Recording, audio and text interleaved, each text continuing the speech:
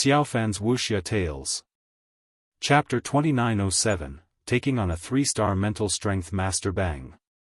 Along with the sound of an explosion, the ambient air fluctuated, and even those standing more than 10 meters away from Shifeng and Fu Jiuzhong felt these shock waves.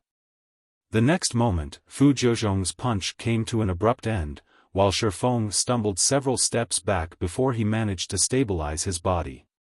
The outcome of the initial confrontation between the two mental strength masters was clear for all to see. However, this result had Han Yifeng and the others looking at Shifeng in shock and disbelief. He blocked it. How did he do it? Fu Jiuzhong's punch was akin to a behemoth's attack. One could tell how much power the punch carried just by looking at the shattered stone slabs under Fu Jiuzhong's feet. The upper zone's pavement was extraordinary, its hardness comparable to steel. Even a Henglian Grandmaster's full-powered attack would, at most, crack it. Yet, the stone slabs directly under Fu Jiuzhong's feet had basically disintegrated, while the adjacent slabs had web-like cracks spread across them. Fu Jiuzhong's punch could probably knock a car back over a dozen meters. The attack undoubtedly reached inhuman levels already. What did he do just now? Qin Bai stared at the uninjured Shifeng in confusion. Compared to the other spectators, Qin Bai had a far better understanding of how much power Fu Jiuzhong's punch carried. An entry-level mental strength master would be fortunate to sustain only minor injuries from the punch, let alone emerge intact. Typically, if the average human removed all of the limiters restricting their body, they could lift an entire car. Meanwhile, Fu Jiuzhong was a mental strength master who had tempered his body over several decades. One could easily imagine how much power he could exert if he removed his limiters and concentrated all his strength into his fist. Of course, executing such a move would also place a huge burden on the body. If an ordinary person tried replicating Fu Jiuzhong's move without having absolute control over their physical body, they would most likely end up crippled afterward. This was because the limiters the brain placed was a form of protection for one's body. However, it was a different story for mental strength masters of Fu Jiuzhong's caliber. Currently, not only did Fu Jiuzhong have perfect control over his body's strength, but he could also freely turn his body's limiters on and off. So long as he turned off his limiters the moment he attacked and instantly turned them back on after executing his attack, he could minimize the damage to his body. He might even be able to offset the damage completely by using his body's resilience. And this was also what made 3-star mental strength masters so frightening. On the other hand, Shifeng was evidently incapable of removing all of his body's limiters right now. Yet, by relying on a strange technique and incredible speed, he had successfully blocked Fu Jiuzhong's punch. More precisely, he had deflected the power of the Infinity Master's punch and received only part of the attack's power and impact. This feat was simply incredible. In reality, Qin Bai wasn't the only one surprised by this outcome. Shifeng himself felt shocked and ecstatic. He never thought his plan would succeed. Although he had failed to fully replicate Sword's transmigration just now, the incomplete technique still allowed him to resist Fu Jiuzhong's full-powered blow. However, Shifeng now felt his mind stagnating slightly, due to using Sword's transmigration with his mortal body. His brain had evidently overloaded itself to enable his body to execute the technique. He diverted my strength? Fu Jiuzhong eyed Shifeng in incomprehension. He couldn't understand how Shifeng's two strange chopping strikes had managed to scatter the power in his fist. At the moment of contact, he had felt some kind of power invade his body and deform his posture slightly. This, in turn, caused the power of his punch to plummet and allowed Shifeng to escape unscathed. Was it luck? Fu Jiuzhong shook his head, dismissing his thoughts. He promptly dashed toward Shifeng and executed a flurry of punches, giving him no time to catch a breather or create another miracle. Fu Jiuzhong had come to Yuantian City's upper zone intending to teach Shifeng a lesson, have Shifeng give up a significant portion of Zero Wing's shares, and avenge his student. After seeing Shi Feng's potential, though, he realized there was no way the young man would give up Zero Wing's shares. However, reconciliation between them wasn't possible after Fu Jiuzhong had sent the various corporations' experts after Shi Feng. Fu Jiuzhong also couldn't forgive the arrogant behavior Shi Feng took in front of him. Hence, only one path remained open to Fu Jiuzhong: crippling Shi Feng and utilizing his mental deterrence to arouse Shi Feng's inner fears. Even if Shi Feng was a mental strength master, this would still leave an indelible trauma in his heart. If that happened, Shi Feng's future as a mental strength master would be over. And while Fu Jiuzhong would suffer repercussions from the Green God Company afterward, the penalty wouldn't be anything severe. After all, there was no way the Green God Company would choose to lose a 3-star mental strength master after already losing a young talent. Fu Jiuzhong executed his punches with all his might, without a fixed pattern. Of course, with how fast his attacks were, Fu Jiuzhong couldn't concentrate all his strength into every punch. Hence, the punches he currently executed were significantly weaker than his first one. Even so, they still weren't attacks an ordinary mental strength master could receive. After images of Fu Jiuzhong's fists filled the space between Fu Jiuzhong and Shi Feng. Even ordinary mental strength masters, who could amplify their perception by more than tenfold, couldn't adequately capture every one of these punches with their senses. Is he nuts? Shi Feng's complexion changed as he faced Fu Jiuzhong's attacks.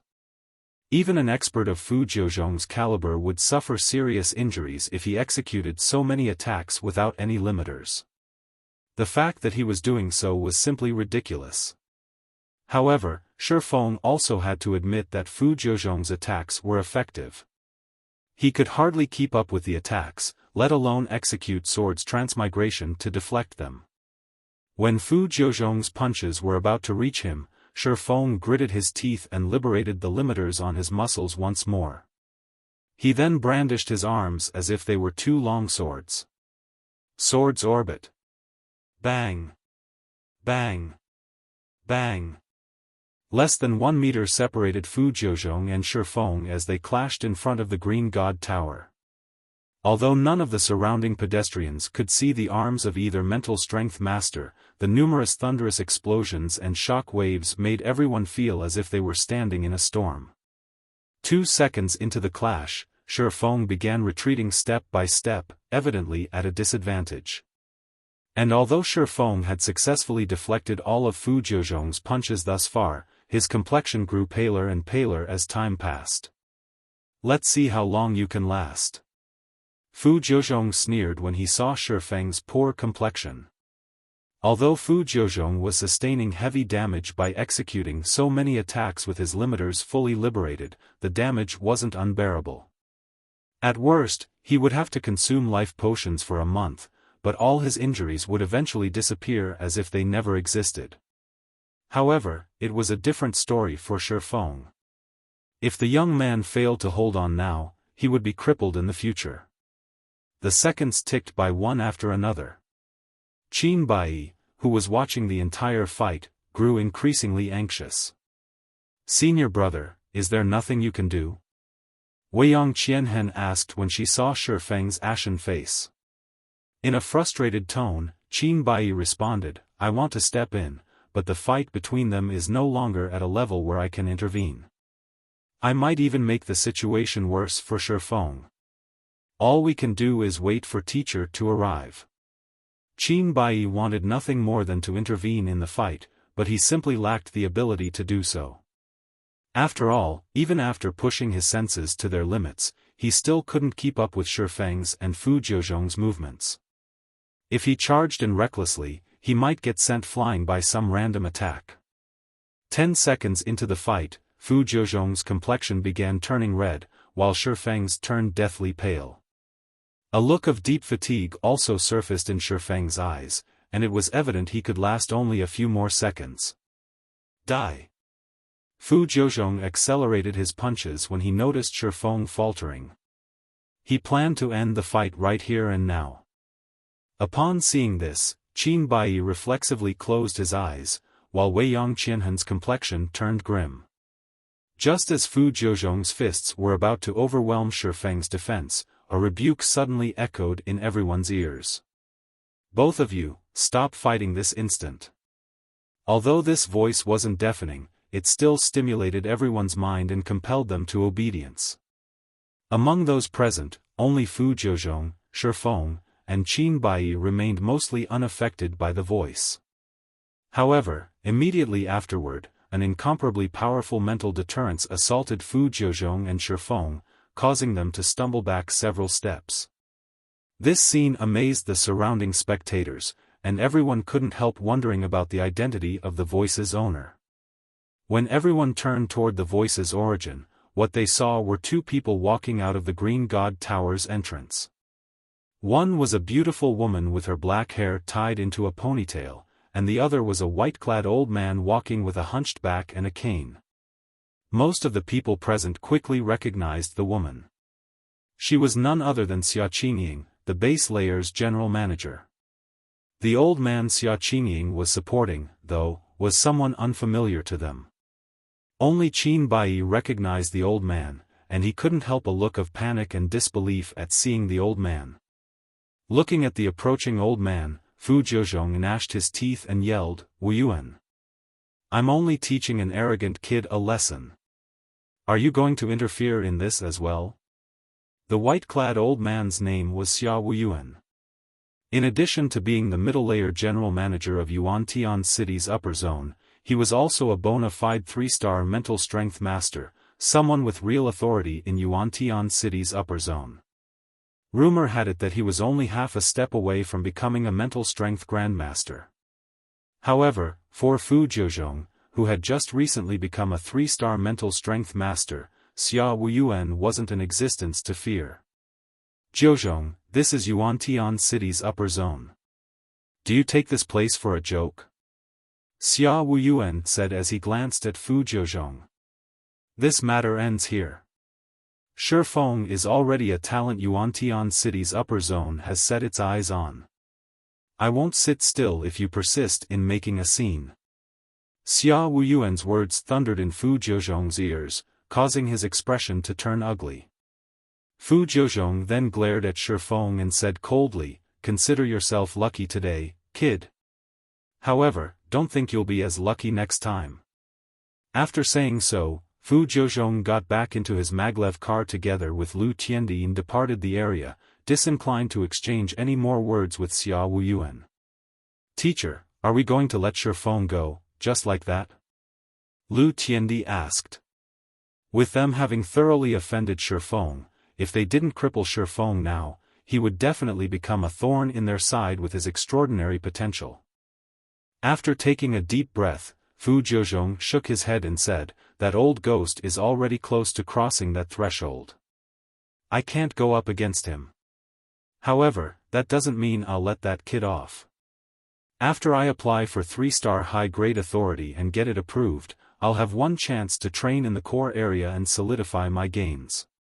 Once that happens, that kid won't be able to stop me as easily as he did today." Lu Tiandi breathed out a sigh of relief at Fu Jiuzhong's words.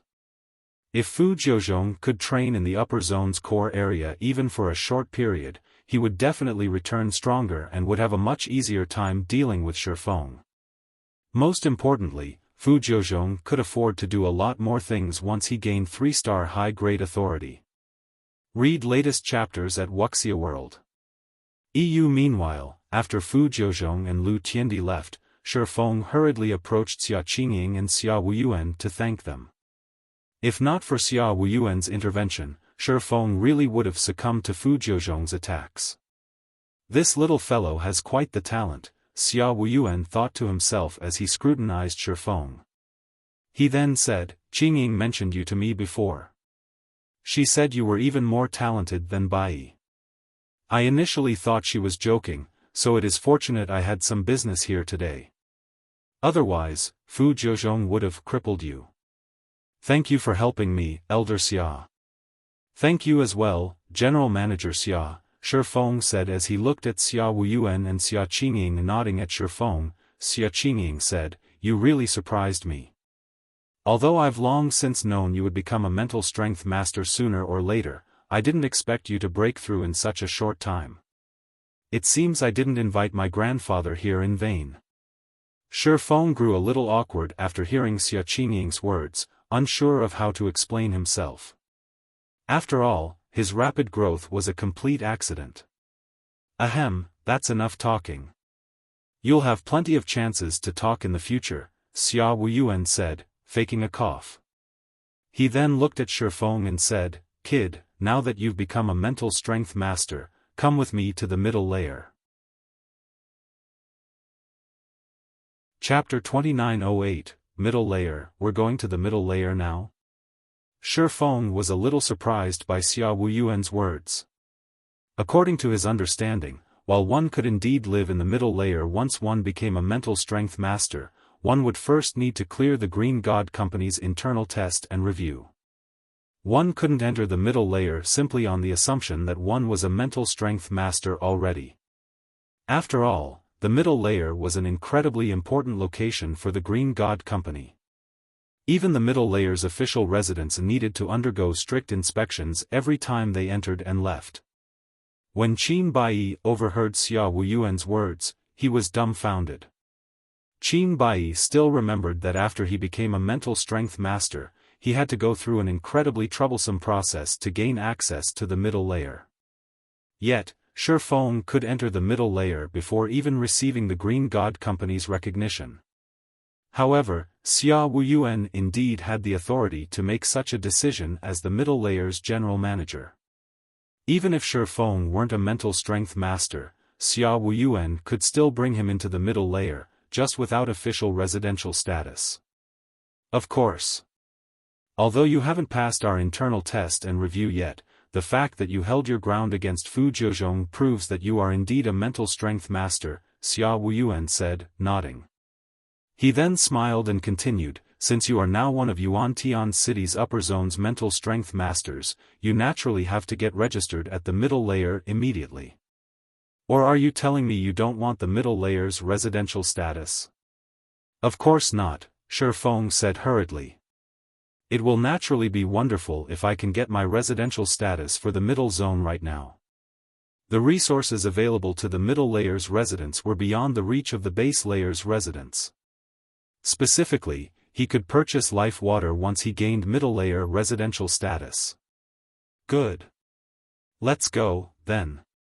After Xia Wuyuan finished speaking, he waved his hand, and a maglev limousine marked with the Green God Company's logo descended from the sky. He then entered the limousine together with Xia Qingying and Xiaofan, and the three of them flew straight toward the mountain's halfway point.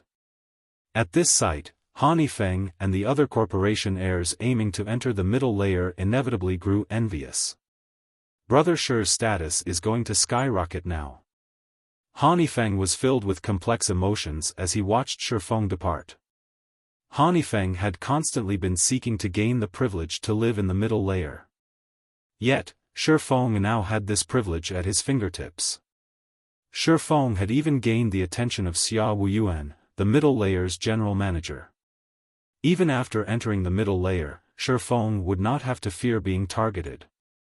What a pity. Qin Bai also sighed inwardly at this situation.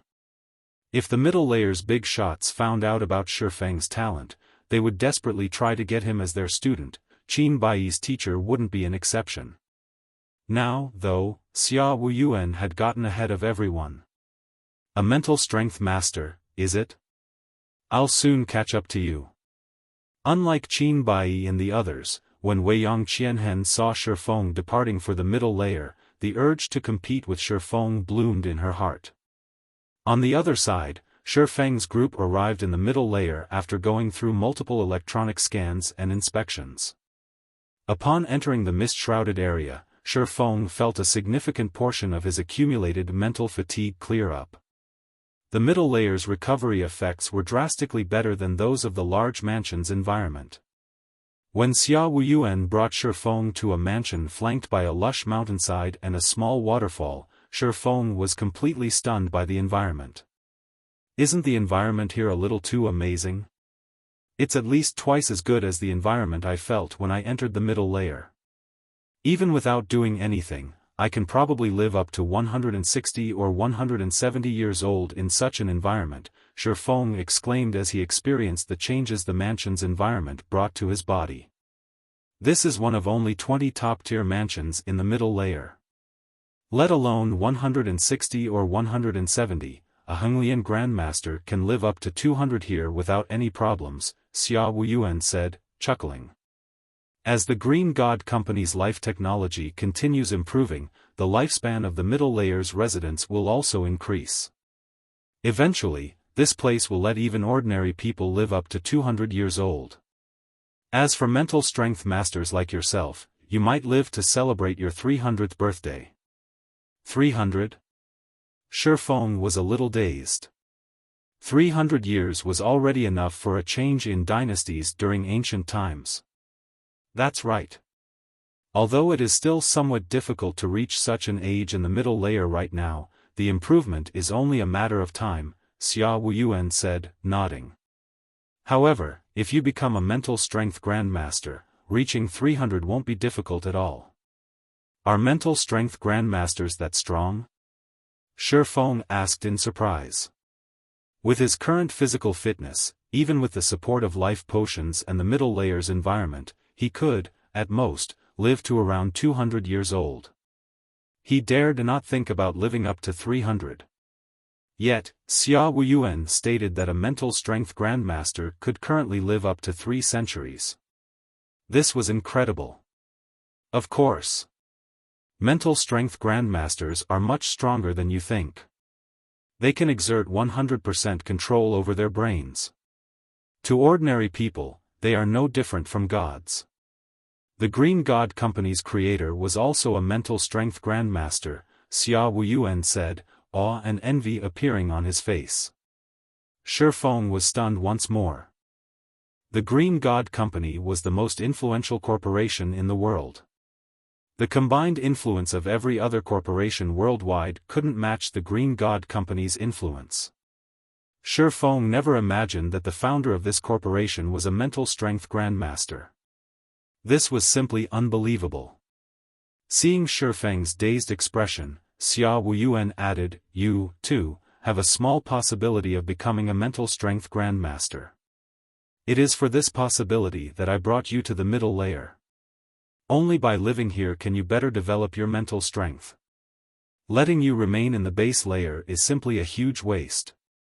Xiaofan immediately came to a realization when he heard Xiaofan's words. It was no wonder Xiaofan brought him straight to the middle layer without undergoing the Green God Company's test. When Xiaofan saw Xiaofan's contemplative expression, he smiled faintly and asked, "You're thinking that with your potential, I'm underestimating you by saying that you only have a small possibility of becoming a mental strength grandmaster, right?" Xiaofan didn't deny Xiaofan's guess. In his opinion, if the Tier 5 concentration standard of God's domain represented the master standard for mental strength in the real world, then the Tier 6 concentration standard should correspond to the mental strength grandmaster standard. Meanwhile, Xiaofan was relatively confident that he could get promoted to Tier 6 in his current state. After all, he had an ancient god's legacy. He even had items that improved concentration, such as the Soul Water and Crystal of Souls. Raising his concentration to the Tier 6 standard with the help of these items shouldn't be difficult. As if having seen through Xiaofan's thoughts, Xiaofan said, "Even if your concentration reaches the Tier 6 standard in God's domain, you will still be a long way from becoming a mental strength grandmaster. According to God's domain's concentration categorization, the Tier 6 concentration standard is only equivalent to the half-step mental strength grandmaster standard. Currently, you are still far from becoming a half-step grandmaster, let alone becoming an actual grandmaster. You are, at best, close to the 2-star master standard. The Tier 6 concentration standard is equivalent to only the half-step mental strength grandmaster standard?" Xiaofan was startled.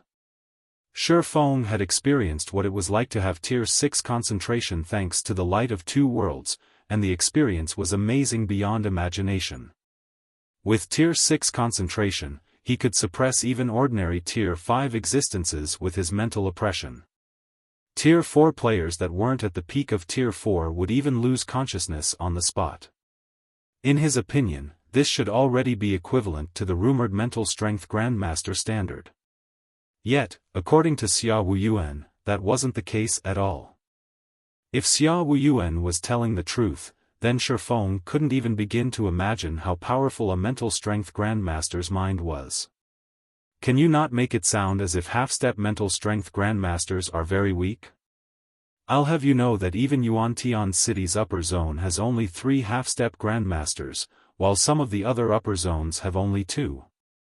Our upper zone is considered above average already, Xia Wuyuan said, rolling his eyes at Xiaofan. Also, I managed to assign you this top-tier mansion only because of one other person's recommendation. Otherwise, even with your excellent talent, you'd only get to live in a basic mansion in the middle layer. You'd need first to become a 3-star master to live here. Another person's recommendation? Xiaofan grew curious. Most of his acquaintances in the upper zone lived in the base layer, and he knew none of the big shots living in the middle layer. You know this person. She's the person you've been secretly investigating. Her ID in God's domain is Phoenix Rain, Xia Wuyuan said. If not for this girl's recommendation, you would have received a similar treatment to the other mental strength masters. Phoenix Rain? Xiaofan was surprised. She's also living in the middle layer? What is her current condition? Xiaofan had conducted plenty of investigations into Phoenix Rain. After all, Ji Luorong was very concerned about her elder sister. However, he never managed to find any information. He never thought that he would receive news of Phoenix Rain from Xia Wuyuan. Moreover, it was even Phoenix Rain who had recommended him to the middle layer.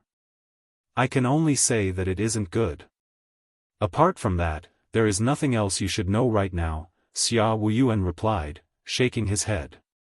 To be precise, you still don't have the qualifications to know. Her condition isn't good? Xiaofan fell into deep thought. After a moment, he asked, Elder Xia, how do I get the qualifications you speak of? Originally, Xiaofan didn't hold much hope of acquiring information about Phoenix Rain. This was because Phoenix Rain's situation definitely involved a huge secret. He was fortunate to obtain even this slight bit of information. But now that he was a mental strength master, if he could help Phoenix Rain, he would naturally do so. After all, Phoenix Rain had helped him a lot previously. Phoenix Rain's little sister, Ji Luorong, was now an important member of Zero Wing as well. There was no reason not to help. If you make a significant contribution to the Green God Company and elevate your authority to the 3-star high-grade status, you can know a little more, Xia Wuyuan said after giving the matter some thought. Significant contribution? Upon hearing that he had a chance, Xiaofan asked hurriedly, may I know how many contribution points I will need for that? Significant contributions cannot be weighed using contribution points, Xia Wuyuan replied, shaking his head. If you want to make a significant contribution, the only available avenue for you right now is driving off the Outer World's NPC army in God's domain. If you can do that, you might even be able to meet with her. Repel the Outer World NPC army? Xiaofan frowned slightly at Xia Wuyuan's answer. The Outer World's NPC army was different from the Outer World's player army. After all, the player army didn't even have a single Tier 5 player in its ranks. In contrast, the NPC army had Tier 5 NPCs and might even have demigod-level NPCs. Just stopping the NPC army's advance was already a difficult feat. Repelling it was simply impossible for the Eastern Continent's native forces. Read latest chapters at Wuxia World. You should stop thinking about this matter and focus on developing your mental strength, Xia Wuyuan said. Although you've become a mental strength master and entered the middle layer, Fu Jiuzhong has already become a 3-star master. If he's really intent on targeting you, you'll probably have to spend the rest of your life cooped up in here. Outside of the middle layer, he'll have plenty of ways to deal with you. Xiaofan nodded in agreement. Currently, the Infinity Master indeed posed a significant threat to him. If Xia Wuyuan hadn't appeared today, Xiaofan definitely would have suffered severe injuries. Moreover, he couldn't stay in the middle layer or upper zone forever, as he needed to manage Zero Wing's affairs in the outside world. Elder Xia, may I know how I can purchase life water? Xiaofan asked. Xiaofan might not be able to leave the upper zone right now, but with Fu Jiuzhong's status and pride, the latter definitely wouldn't stoop so low as to target Zero Wing's other members. After all, none of Zero Wing's other members could pose a threat to him. And if Fu Jiuzhong targeted Zero Wing's other members, the upper zone's other residents would look down upon him. However, Xiaofan couldn't discount the possibility of Fu Jiuzhong having the upper zone's various corporations secretly target Zero Wing either. Hence, the first thing Xiaofan needed to do now was let Gentle Snow and Aqua Rose recover. With their strength, protecting Zero Wing from Fu Jiuzhong's henchmen wouldn't be difficult. Chapter 2909, Soul Improves, Purchase Life Water. Looking at Xiaofang's slightly pale complexion, Xia Wuyuan said in confusion, "Your current authority is 1-star high grade, so you're allowed to exchange for only 1 bottle per year. However, the main purpose of life water is to replenish life. With a mental strength master's regenerative abilities, you can just use the life potions or the meditation potions exclusive to the middle layer to repair minor physical or mental damages. Are you sure you want to exchange for life water? I can only exchange for 1 bottle per year." Xiaofan frowned slightly at Xia Wuyuan's words. In Gentle Snow and Aqua Rose's current condition, they would easily survive for more than a year if they lived in the base layer's large mansion. However, Zero Wing couldn't afford to wait for a year. After all, Gentle Snow and Aqua Rose had many responsibilities they needed to handle. This was especially true for the management of the guild's headquarters in the real world. Fire Dance and Lei Bao couldn't manage the entire headquarters by themselves. Not to mention, Fire Dance and the others would be coming to the upper zone to train soon. There are alternatives available if you wish to exchange for more life water, Xia Qingying said when she saw Xiaofang's disappointed look. Smiling faintly, she continued, "As you managed to become a mental strength master before the age of 30, the Green God Company will be giving you a reward." "A reward?" Xiaofan immediately grew interested. "That's right. It is a reward for mental strength masters under the age of 30, Xia Wuyuan said, nodding in agreement. "However, I do not recommend you use this reward to exchange for life water. This reward is something even 3-star masters desire greatly, as it can be used to redeem the privilege to enter and train in the core area, which is the top layer of this mountain. This privilege is for 1 month, and it will greatly help in the development of your mental strength. Normally, only after a person becomes a 3-star master would they get an opportunity to exchange for this privilege, and it's for only 10 days. Compared to this privilege, life water is something you can redeem any time. Are you certain you want to exchange for life water?" "Yes." Xiaofan answered without hesitation. "Alright, then. I really don't know what's going through the minds of you young people these days," Xia Wuyuan sighed when he saw Xiaofang's determined expression, evidently dissatisfied with Xiaofang's decision. He then turned to Xia Qingying and said, "I still have to report this matter to the higher-ups, so I'll leave the rest of the explanation to you." Xia Qingying nodded obediently in response.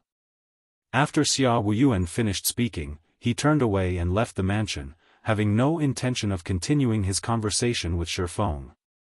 Xiaofan smiled bitterly at the old man's reaction. "Don't mind it too much. Grandpa is just grumpy that you failed to meet his expectations. He doesn't know your circumstances," Xia Qingying consoled Xiaofan after seeing Xia Wuyuan leave. "Since you wish to exchange for life water, you need only 2 bottles, correct?" "I can exchange for 2 bottles." Xiaofan was stunned. Originally, He thought that he could obtain only one bottle of life water as his reward and that he would have to spend trade points and contribution points to exchange for the other one. However, based on Xia Qingying's tone, it appeared that he could receive more than just one bottle of life water as his reward. This reward allows you to exchange for 3 bottles of life water. If you only need 2 bottles, I recommend you replace the remaining bottle with meditation potions. The meditation potion is more effective than the phantom potion and also functions to repair a person's mental state. Normally, a 1-star master can exchange for only 5 bottles per year. But if you trade in your 3rd bottle of life water, you can get 10 meditation potions. Okay, I'll take the 10 meditation potions, Xiaofan said with a nod, astonished by the reward the Green God Company offered. This reward was hundreds of times better than what he received for clearing the mental path above the age of 20. Xiaofan couldn't help being in awe of the Green God Company's generosity. Now, he realized how valuable the privilege to enter the top layer was. It was no wonder Xia Wuyuan felt disappointed at his decision. Nodding at Shifeng's reply, Xia Qingying said, "You probably can't return to the base layer anytime soon, so I'll pass the life water to those 2 on your behalf. As for the meditation potions, you can exchange for them through the mansion's storage room." "I'll have to trouble you with that, General Manager Xia," Xiaofan said gratefully. "It's no trouble. This is also within the scope of my duties. You are, after all, a talent I discovered. If you perform well in the middle layer, it'll be of great help to me," Xia Qingying said, waving her hand. "Alright, I won't disturb your rest any longer." After saying so, Xia Qingying boarded another maglev limousine and departed the middle layer, leaving Xiaofan alone to observe his top-tier mansion. Compared to the base layer's large mansion, this waterfall mansion had a slightly larger footprint. The waterfall alone occupied an area of 2 basketball courts. The water vapor coming from the waterfall was also incredible. Xiaofan felt his body becoming refreshed after inhaling only a mouthful of it. The regenerative effects of this water vapor probably nearly rivaled those of the S-rank nutrient fluid without any side effects. This small waterfall was an unlimited supply of weakened S-rank nutrient fluids. If sold to the outside world, it could definitely fetch an astronomical price. Probably no corporation in the outside world would ever dream that something like this waterfall could exist.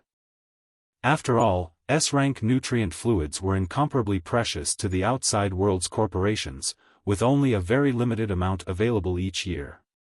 In fact, even the corporations operating in the upper zone's base layer would never think of drinking S-rank nutrient fluids like water.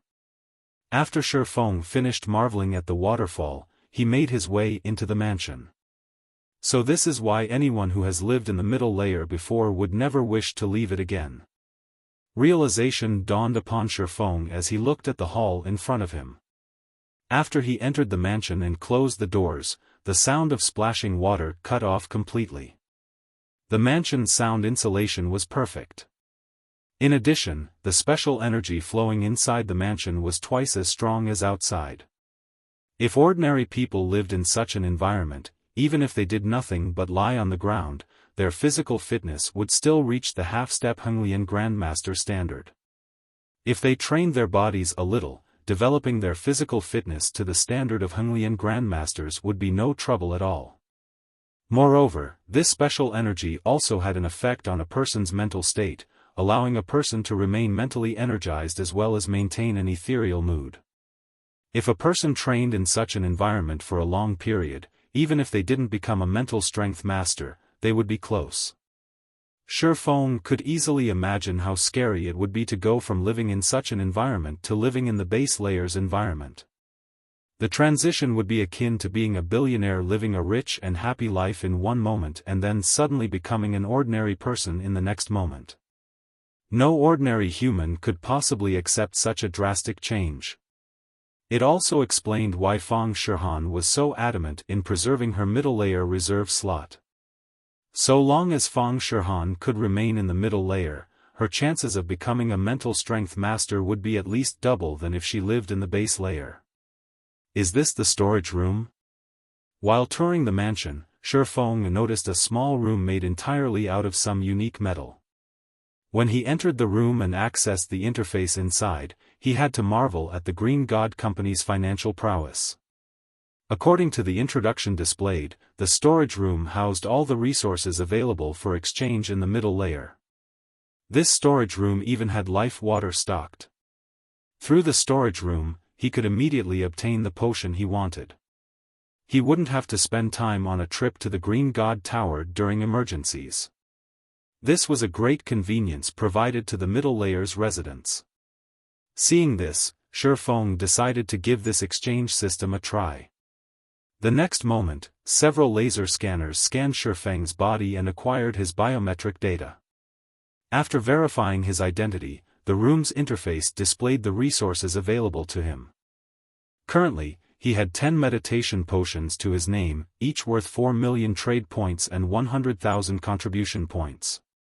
4 million trade points might not be anything to the base layer's corporations, but 100,000 contribution points was an entirely different story. Even the 5 States Corporation would have a heart attack if it had to spend so many contribution points on one item. For the time being, Xiaofan chose to redeem only one meditation potion. According to the product introduction, the meditation potion had to be stored in a special environment. And if taken out of storage, it could last for only 1 day in the outside world. After 1 day, the drug would lose its effects. Hence, he should only exchange for the amount he needed. How interesting. When Xiaofan spread his mental perception over the dark blue potion in his hand, he actually sensed weak mental fluctuations from it. Normally, he would pick up such mental fluctuations only from living creatures. However, he didn't dwell on the matter, consuming the meditation potion immediately. After all, his mental state was in dire need of it right now. Xiaofan had kept his brain overclocked throughout his fight with Fu Jiuzhong. While he had managed to smile and converse normally with Xia Wuyuan and Xia Qingying earlier, that was possible only because of his powerful willpower. If someone else were in his shoes, they probably would have passed out already. The moment Xiaofan consumed the meditation potion, the scorching heat he felt in his brain instantly cooled. His complexion also rapidly changed from pale white to rosy amazing. This is simply amazing. Xiaofan was dumbfounded when he sensed his mental state. With just one meditation potion, not only did he fully recover from his weakened state, but his mental state had also become surprisingly excellent. He even sensed faint improvements to his mental perception. These changes felt as if he had just consumed a crystal of souls from God's domain. With the meditation potion's effects, I will definitely improve further after consuming 10 bottles. This really makes a person wonder how the Green God Company managed to produce such a miracle drug. If this thing can be mass-produced, it will become possible to mass-produce mental strength masters. Xiaofan was astounded as he looked at the 9 remaining meditation potions he could exchange. After recovering to peak condition, Xiaofan promptly logged back into God's domain. Although he currently didn't have any good ideas on how to repel the outer world's NPC army, he could share the news of Phoenix Rain's location and condition with Ji Luorong. This would, at least, give Ji Luorong some hope, and the girl wouldn't have to worry about her elder sister's whereabouts every day. Twin Towers Kingdom, Sky Spring City. When Xiaofan entered God's domain again, he was surprised to find that his perception of the world around him had changed slightly. What's going on? Xiaofan was greatly confused as he perceived the world around him. For some reason, his brain's recognition of God's domain was a bit different, and the world of God's domain now felt even more realistic than before. Is it because I used a combat technique in the real world? Xiaofan could sense that his soul was stronger. This, in turn, directly elevated his concentration, which was previously almost Tier 5 advanced rank, to the Tier 5 peak rank. Now, he was only half a step from Tier 6 concentration. However, before Xiaofan could snap out of his daze, he suddenly received a call from Fang Shihan. "Guild leader, are you alright?" Fang Shihan asked worriedly as she looked at Shifeng through the video call. I heard you clashed with Fu Jiuzhong. Fu Jiuzhong is now a 3-star mental strength master in Haitian City's upper zone. Even if you're a mental strength master, your body will still be affected significantly after fighting with him. The existence of 3-star mental strength masters was no secret to middle-layer residents. It wasn't difficult for the base layer's top-tier corporations to find out about them either. Read latest chapters at Wuxia World. EU, relax. I've made a full recovery already, Shifeng replied, smiling. He was even tempted to say that should he clash with Fu Jiuzhong again, he definitely wouldn't end up in as miserable a state as before. That's wonderful. Fang Shihan breathed out a sigh of relief. She then said, Guild leader, while you were logged off, the Outer World NPCs started their invasion. Several empires have already clashed with the Outer World NPCs and suffered heavy casualties. According to our estimates, the battle at the Twin Towers Kingdom will begin soon. So far, I've already contacted the various powers based in the Twin Towers Kingdom, Star Moon Kingdom, and several neighboring kingdoms that aren't embroiled in the war for a meeting in Sky Spring City. However, I'm not particularly confident we can get the neighboring kingdoms' player forces to cooperate with us since the superpowers based in the engaged empires are doing their best to recruit them. Alright, I understand, Shifeng said, nodding. Also, tell them that our meeting venue will be changed to Star Moon City. Change the venue to Star Moon City?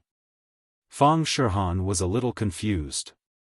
While Zero Wing indeed possessed a guild residence in Star Moon City, the royal capital wasn't one of Zero Wing's main NPC cities. Hence, Zero Wing didn't have much manpower available there. Meanwhile, organizing the meeting this time required a lot of manpower. Not to mention, in terms of quality and quantity, Zero Wing's members in Sky Spring City were far superior to those in Star Moon City. If they held the meeting in Sky Spring City, Zero Wing could better display its current strength and raise the various player forces' confidence in defending the Twin Towers Kingdom. Emicham, set it at Star Moon City. Shifeng said in a determined tone. I understand. I'll notify them right away. Fang Shihan didn't pursue the matter. She then disconnected the call and began contacting the various powers. Meanwhile, Shifeng promptly teleported to Star Moon City and went straight to the War God's temple there. Previously, the branch temple Lord Howard Ragewind had promised Shifeng that he would handle all of the necessary procedures for Zero Wing to garrison Star Moon Kingdom. Now that so much time had passed, the branch temple lord should be mostly done.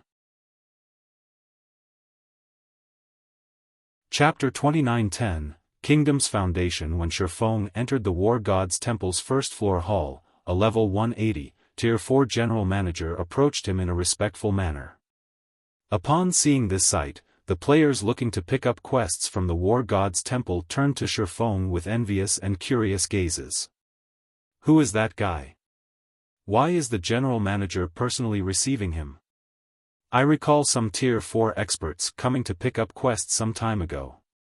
That general manager didn't bat an eye at them, yet he's actually taking the initiative to welcome a player now. Could that guy be Black Flame? He must be Black Flame. I heard Black Flame always moves alone and loves concealing his identity. Out of all the players operating in Star Moon Kingdom, only Black Flame might get the general manager to treat him with such respect. Shortly after the players in the hall observed Shifeng's cloaked figure, passionate flames flared up in their eyes.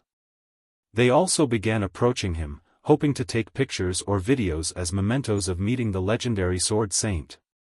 After all, Black Flame was a living legend in the current God's domain. He was also the reason many new players had chosen to play the swordsman class. In no time at all, posts with titles such as Sword Saint Black Flame appears in War God's Temple and Sword Saint Black Flame seen in Star Moon City began appearing on Star Moon Kingdom's official forums one after another. This situation rendered Shifeng speechless. He had initially used the Nightwalker's cape to conceal his identity. Nevertheless, these cunning players still managed to identify him almost immediately. "Lord Sword Saint, the Temple Lord instructed me to give you this should you visit us," the general manager said respectfully as he proffered a rolled-up parchment.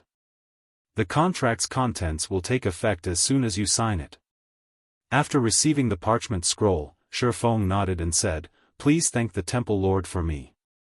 The contract the general manager handed Xiaofan held the signature of Star Moon Kingdom's ruler.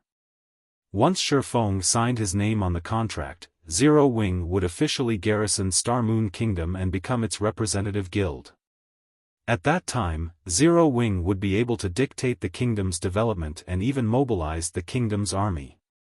After reading the contract's contents, Xiaofan signed it without hesitation. The sound of a system notification immediately entered his ears. "System, congratulations. Your guild, Zero Wing, has officially garrisoned Star Moon Kingdom and become the kingdom's representative guild. Zero Wing will now enjoy a portion of the kingdom's management rights." At the same time, a system announcement rang throughout Star Moon Kingdom. Star Moon Kingdom Region System Announcement. Congratulations to Zero Wing for officially garrisoning Star Moon Kingdom and becoming the kingdom's representative guild. Zero Wing will now enjoy a portion of the kingdom's management rights. The system announcement echoed in the minds of the Star Moon Kingdom's players 3 times, triggering an uproar among the kingdom's players. What's going on? Zero Wing garrisoned the kingdom? Didn't they say that only the reserve guilds of God's domain's 12 great guilds are qualified to garrison a country? The sudden system announcement confused many players. Zero Wing's members, though, were exhilarated, especially the guild's new members. After this announcement, even a fool would understand that Zero Wing now had the final say in everything inside Star Moon Kingdom. Now, even the superpowers wouldn't dare interfere in the kingdom's matters. With this development, Zero Wing's newcomers could not only grind without worry within the kingdom but also gain access to numerous kingdom quests unavailable to other players. These kingdom quests would instantly resolve Zero Wing's concerns of developing its newcomers. Many of Star Moon Kingdom's player forces could already imagine Zero Wing's future rapid development. After all, now that Zero Wing had Star Moon Kingdom as a buffer, the guild could recruit new members without worrying about training resources. It wouldn't have to recruit only Tier 3 elite players and above. While elite players were indeed stronger than ordinary players, they made up only a small portion of God's domain's player base. And with Zero Wing's current size, the guild might be able to defend its existing territory, but it would face great difficulty if it wanted to expand. However, this development resolved Zero Wing's weakness. Good. I finally did it. Xiaofan smiled spontaneously when he saw the system notification. Immediately afterward, he left the War God's Temple and made his way to Star Moon Kingdom's national treasury. Guilds that garrisoned an entire kingdom or empire actually received a massive hidden benefit. Apart from the monthly tribute from the garrisoned country, representative guilds also gained access to the country's national treasury. A country's national treasury housed heirlooms that served as the country's foundation. And while players could exchange for these heirlooms using resources, they had to have the status of a Grand Duke in the country. Although Xiaofan didn't have the status of a Grand Duke in Star Moon Kingdom, he had the status of an elder in the War God's Temple. In God's domain, an elder of the War God's Temple sat higher than even the Grand Dukes of empires. Xiaofan naturally wouldn't have any problems exchanging for the heirlooms in a kingdom's national treasury. Meanwhile, royal heirlooms were far more valuable than what one could normally obtain through killing powerful monsters. They were items that could change the fate of an entire kingdom or empire. Hence, once a guild became a reserve guild of the 12 great guilds, dethroning it was incredibly difficult. In no time at all, Xiaofan arrived at the palace and reached the treasury unhindered. It was no exaggeration to say that the national treasury was the safest location in the entire Star Moon Kingdom. 8 level 180, Tier 4 NPCs stood guard at the entrance alone. Moreover, these 8 NPCs were no ordinary NPCs. Although none of them wielded a legendary weapon, they were all clad in fragmented legendary set equipment. In terms of individual strength, these NPCs were more than capable of holding their ground against ordinary Tier 5 existences. Apart from these 8 NPCs, there was also a level 200, Tier 4 Knight Captain stationed inside the treasury. The Knight Captain sported a legendary chest plate, and his combat power had undoubtedly reached the Tier 5 threshold.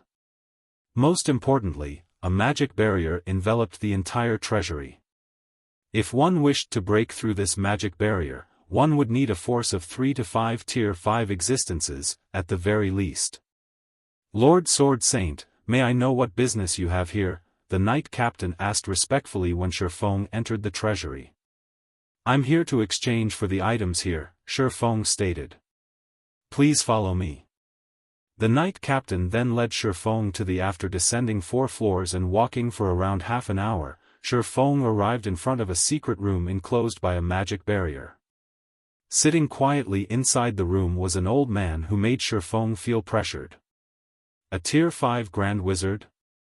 Xiaofan was a little surprised when he saw the old man. Star Moon Kingdom's foundation was far stronger than he expected. After all, apart from being a Tier 5 existence, the old man in front of him also wore a legendary hat. Ordinary Tier 5 existences who tried to invade the treasury would only get roundly thrashed by this old man. "Lord Sword Saint, please enter," the Knight Captain said while respectfully gesturing for Xiaofan to enter the secret room. From the Knight Captain's actions, Xiaofan guessed that the other party could go only as far as the secret room's entrance. After giving the Knight Captain a nod, Xiaofan stepped into the room. Xiaofan immediately noticed the room's uniqueness. The environment here resembled the ancient era's environment, which was already rare in the current god's domain. "Lord Sword Saint, since you have already signed a contract with His Majesty, according to the contract, you are qualified to exchange for one of the items here," the old man said as he looked at Xiaofan. He then waved his hand, summoning 3 items in front of Xiaofan. The founding king left behind these 3 items. These items are why our Star Moon Kingdom was able to rise up in the main continent. I hope one of them can be of help to you. When Xiaofan saw the 3 items before him, his eyes bulged immediately. This was because Star Moon Kingdom's foundation far exceeded Xiaofang's expectations, so much so that he wondered how a kingdom could have such a powerful foundation. The 3 items before him were neither inferior divine artifact ranked items or legendary ranked items. Instead, they were 2 designs and 1 recipe, and any of them could influence even an empire's development. The first to enter Xiaofang's eyes was the design for a mysterious iron flying ship, which was many times stronger than the Crimson Dragon flying ship, an advanced flying ship. Not only was it capable of going up against Tier 4 superior mythic monsters, but its strongest attack even reached the Tier 5 intermediate standard.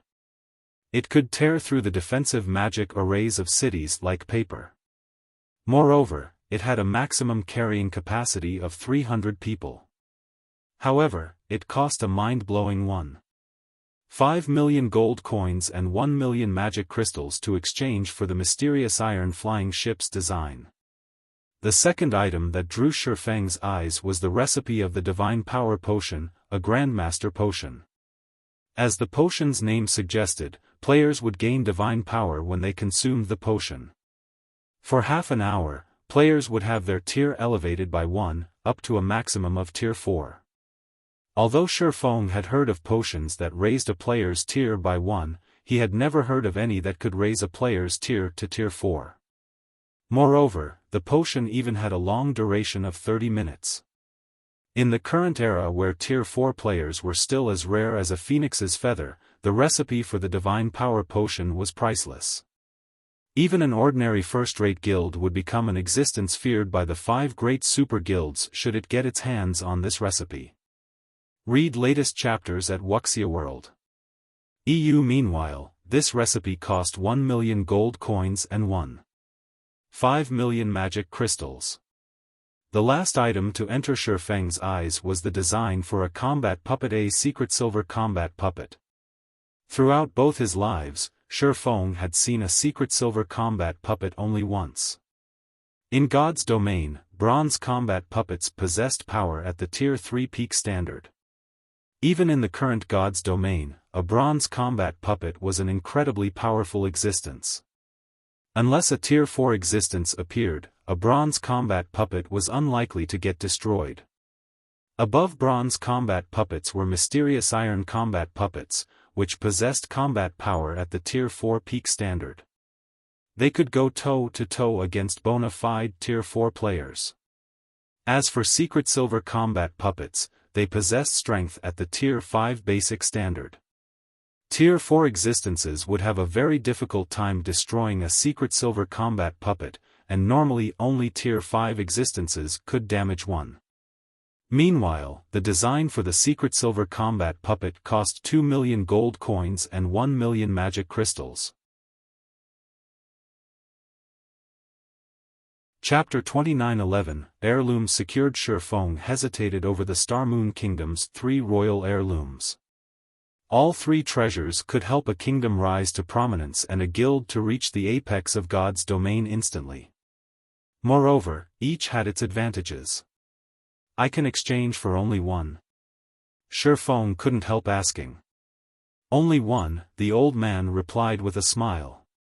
However, if you manage to help elevate Star Moon Kingdom into an empire, you are free to exchange for all 3. Promotion to an empire? Xiaofan shook his head and smiled bitterly. While he knew of a few ways to get a kingdom promoted into an empire, none of these methods was easy to realize. They all needed a long time to accomplish. After thinking up to this point, Xiaofan suddenly had an idea. He then asked the old man, "What if I offer to swap heirlooms?" Heirlooms could be categorized into royal heirlooms, imperial heirlooms, continental heirlooms, and world heirlooms. In the past, the players that had the fortune to come across an unidentified royal or imperial heirloom would do everything they could to find the fallen country the heirloom used to belong to. Since these heirlooms were treasures left behind by fallen kingdoms and empires, so long as one successfully identified the heirloom, one could use it to re-establish that kingdom or even empire. However, locating kingdoms and empires that had long since disappeared from God's domain wasn't easy. The endeavor rivaled a legendary quest in difficulty. Take Xiaofan for example. Although he had found an imperial heirloom very early into the game, he still hadn't managed to find any clues to the empire the heirloom belonged to. However, this didn't particularly surprise him. After all, at this stage of the game, players had explored less than 20% of God's domain's maps. Indeed. Even now, the players of God's domain had explored barely 15% of the world's maps. In God's domain, human kingdoms and empires occupied only a small portion of the world's territories.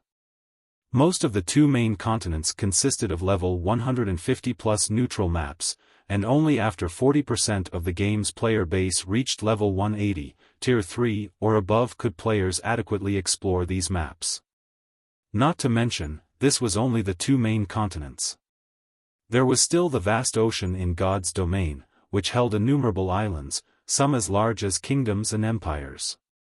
Hence, finding a fallen empire in God's domain was unbelievably difficult. This was why one of the top 10 rookie guilds in the past, which had acquired an unidentified imperial heirloom through an auction, had used this imperial heirloom to exchange for an identified royal heirloom from a kingdom. Afterward, the guild saw explosive growth and quickly became one of the reserve guilds of God's domain's 12 great guilds at the time. Although Xiaofan wasn't sure how that guild had conducted the exchange, it would be a huge waste if he didn't ask if he could conduct a similar exchange. Swap heirlooms? The old man was a little stunned by Xiaofan's question. After pondering for some time, he said, "That's possible, but are you willing to pay such a huge price?" "What is the price?" Xiaofan asked. "Firstly, you'd need to find an unidentified imperial heirloom. Secondly, you'd need to pay double the price for a royal heirloom, the old man answered. Double? Xiaofan was flabbergasted. A royal heirloom was by no means cheap, and all three of the royal heirlooms before him cost upwards of 1 million gold coins and 1 million magic crystals. If this price were doubled, even superpowers couldn't afford them. That's right. However, the most important part is still the imperial heirloom. Without it, it won't matter how many resources you offer, the old man said, nodding. Deal. I'll trade an unidentified imperial heirloom for the mysterious iron flying ship. I'll also use my exchange opportunity for the secret silver combat puppet. Xiaofan said, gritting his teeth as he took out the imperial heirloom sitting inside his bag. Before visiting the royal treasury, he had already taken all the funds Zero Wing could spare. However, he only had a total of 5 million gold coins and 3 million magic crystals on him. After all, the recruitment of NPC soldiers and the construction of defensive structures in ancient Rock City cost a lot of money and resources. Although Zero Wing City and ancient Rock City were raking in a significant income now, it still wasn't enough to cover ancient Rock City's development costs. You actually have one. The old man was surprised to see the imperial heirloom in Xiaofan's hands. Yes, so hurry up with the exchange. Xiaofan nodded with an aching heart. All right. That will be 5 million gold coins and 3 million magic crystals in total, the old man said as he extended his hand to Xiaofan. Verify the amount, Xiaofan said as he transferred the necessary amount of coins and magic crystals to the old man's spatial bag. After verifying that the amount was correct, the old man waved his hand, and 2 ancient designs flew to Xiaofan. When Xiaofan saw these 2 designs, his heart pounded with excitement. Although purchasing these 2 designs had nearly bankrupted him, their value was immeasurable. Now, all he needed to do was gather the necessary materials and begin mass production. The materials needed are certainly extraordinary. Even the most common of these materials is incredibly rare in the current God's domain. Producing both of these items will also require a ton of Titan gold and magic elven stones. Veins of Titan gold ore were considered grade 2 veins in God's domain and incredibly rare, but they were the only way players could acquire Titan gold ore in large quantities. Other types of grade 2 veins produced Titan gold ore only occasionally. Overall, Titan gold was super rare, and just 1 ingot could sell for over a dozen gold coins. As for the magic elven stone, acquiring it had given Xiaofan a headache when he was planning to construct the Crimson Dragon flying ship. However, the Crimson Dragon flying ship's construction cost was nothing compared to the mysterious iron-ranked Blue Thunder flying ship. Even if he excluded the other materials required, just the 5,000 ingots of Titan gold and 600 magic elven stones required would already cost a fortune. As for the secret silver-ranked Flame Beast puppet, its construction required 1,000 ingots of Titan gold and 200 magic elven stones. Both items required magic elven stones in significant quantities to produce. Fortunately, when Yenya and Cleansing Whistle returned from the ancient era, they had brought back plenty of magic elven stones.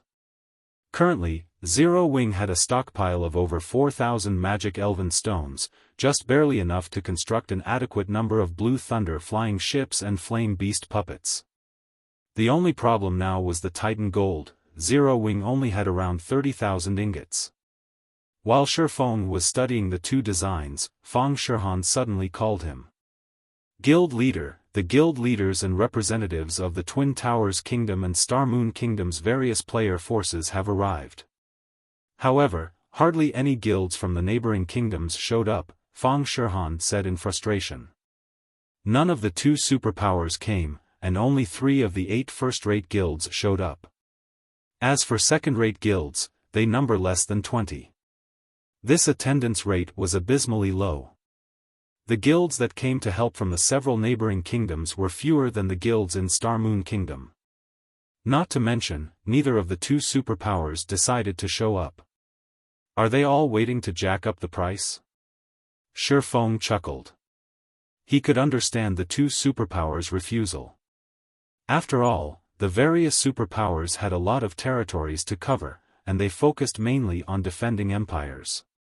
However, there was no excuse for first- and second-rate guilds that weren't involved in the war to withhold their help. The only reason they decided not to show up at Zero Wing's war meeting had to be that they considered this a good opportunity to make a profit. If Zero Wing wished to get their help, then it would have to pay a price.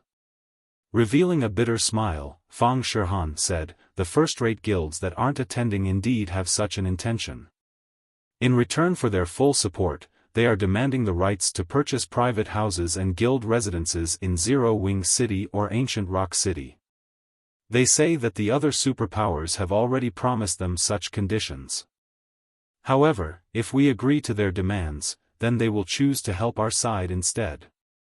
Shifeng's act of devastating the Outer Worlds player army with a single attack had indeed caused a huge sensation in God's domain. It had also prompted most of the superpowers targeting Zero Wing to abandon their ambitions. Many of the Twin Towers Kingdoms and Star Moon Kingdom's independent experts had even returned to help in the two kingdoms' defense. Most importantly, the number of players seeking to join Zero Wing had also skyrocketed. Unfortunately, all these changes still weren't enough to persuade the unengaged player forces to help Zero Wing. This was because the Outer Worlds NPC army was more formidable than the Outer Worlds player army. There were multiple Tier 5 NPCs in the NPC army, and the upcoming battlefield would span a significant portion of the Twin Towers Kingdom's border. All sorts of siege battles and guerrilla warfare would take place, and there was no way Shifeng could be present for every one of these fights. Moreover, the NPC army on the Twin Towers Kingdom and Star Moon Kingdom side was significantly weaker than the Outer Worlds NPC army.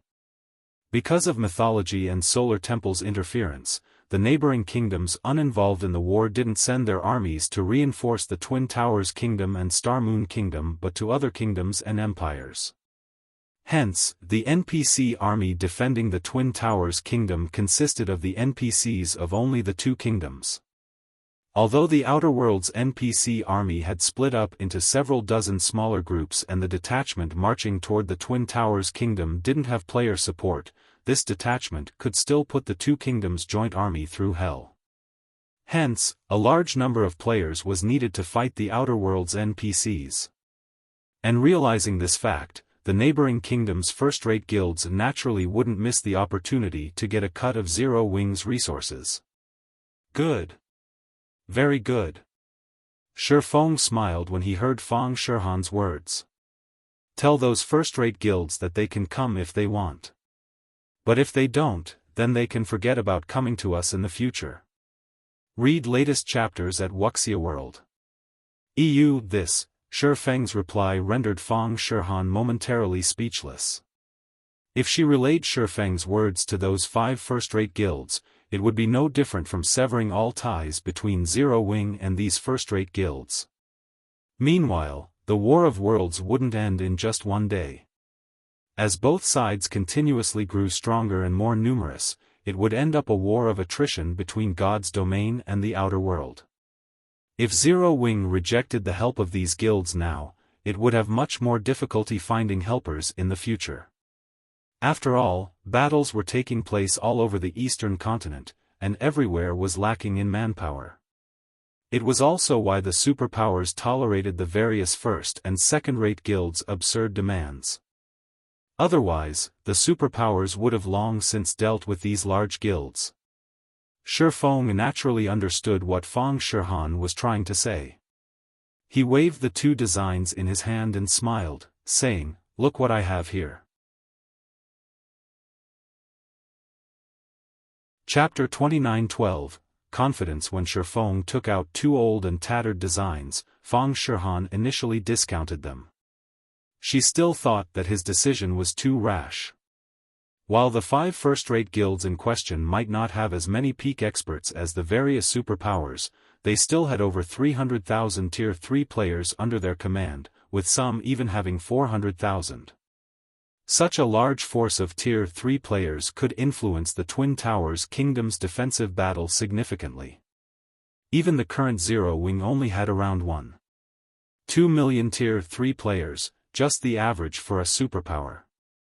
However, after Fang Shihan took a look at the text on the designs, she immediately fell into a daze.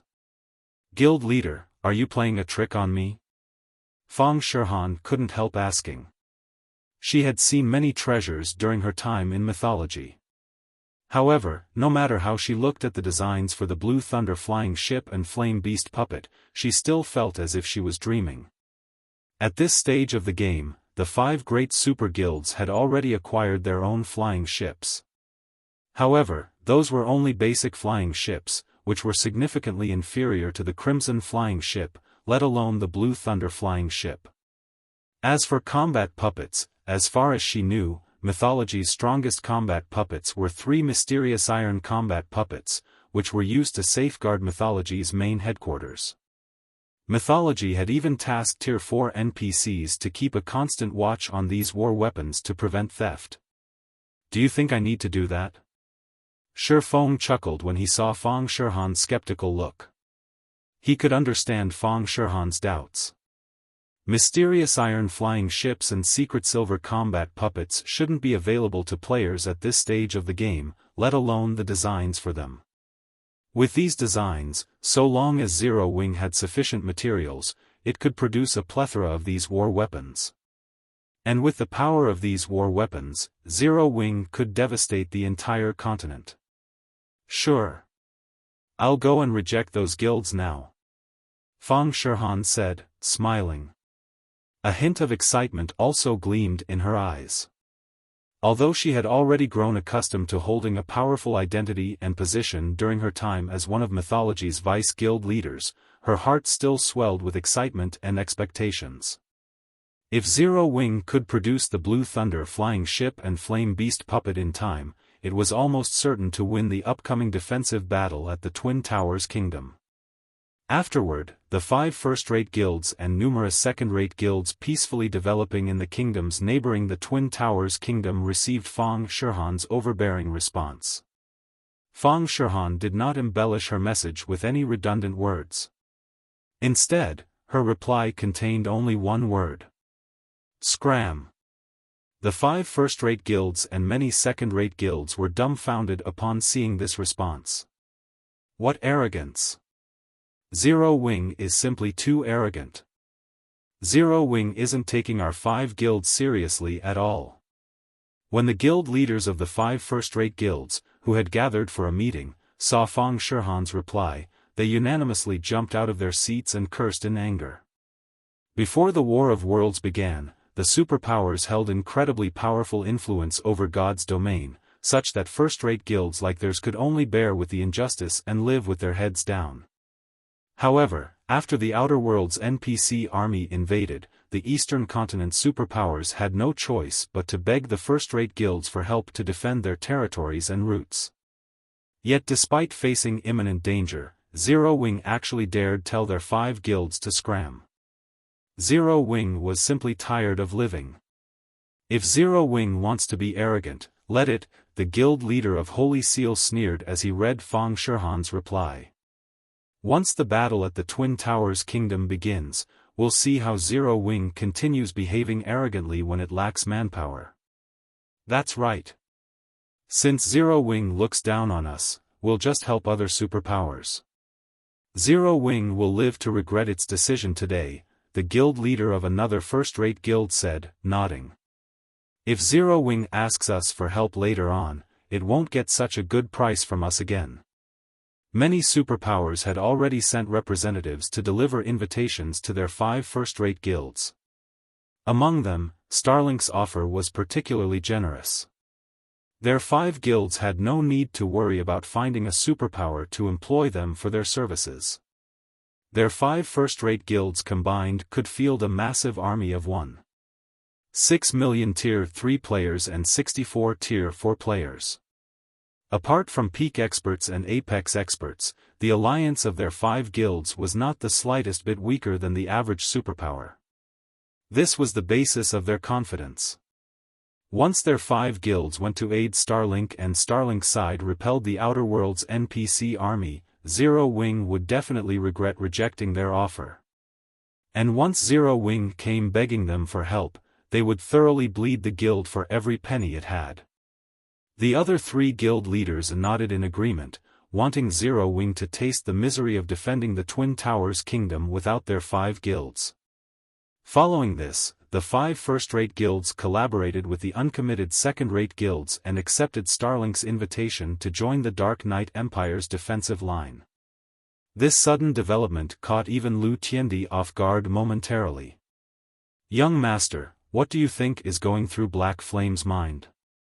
Ikue asked curiously as he looked at the signed contracts he just received.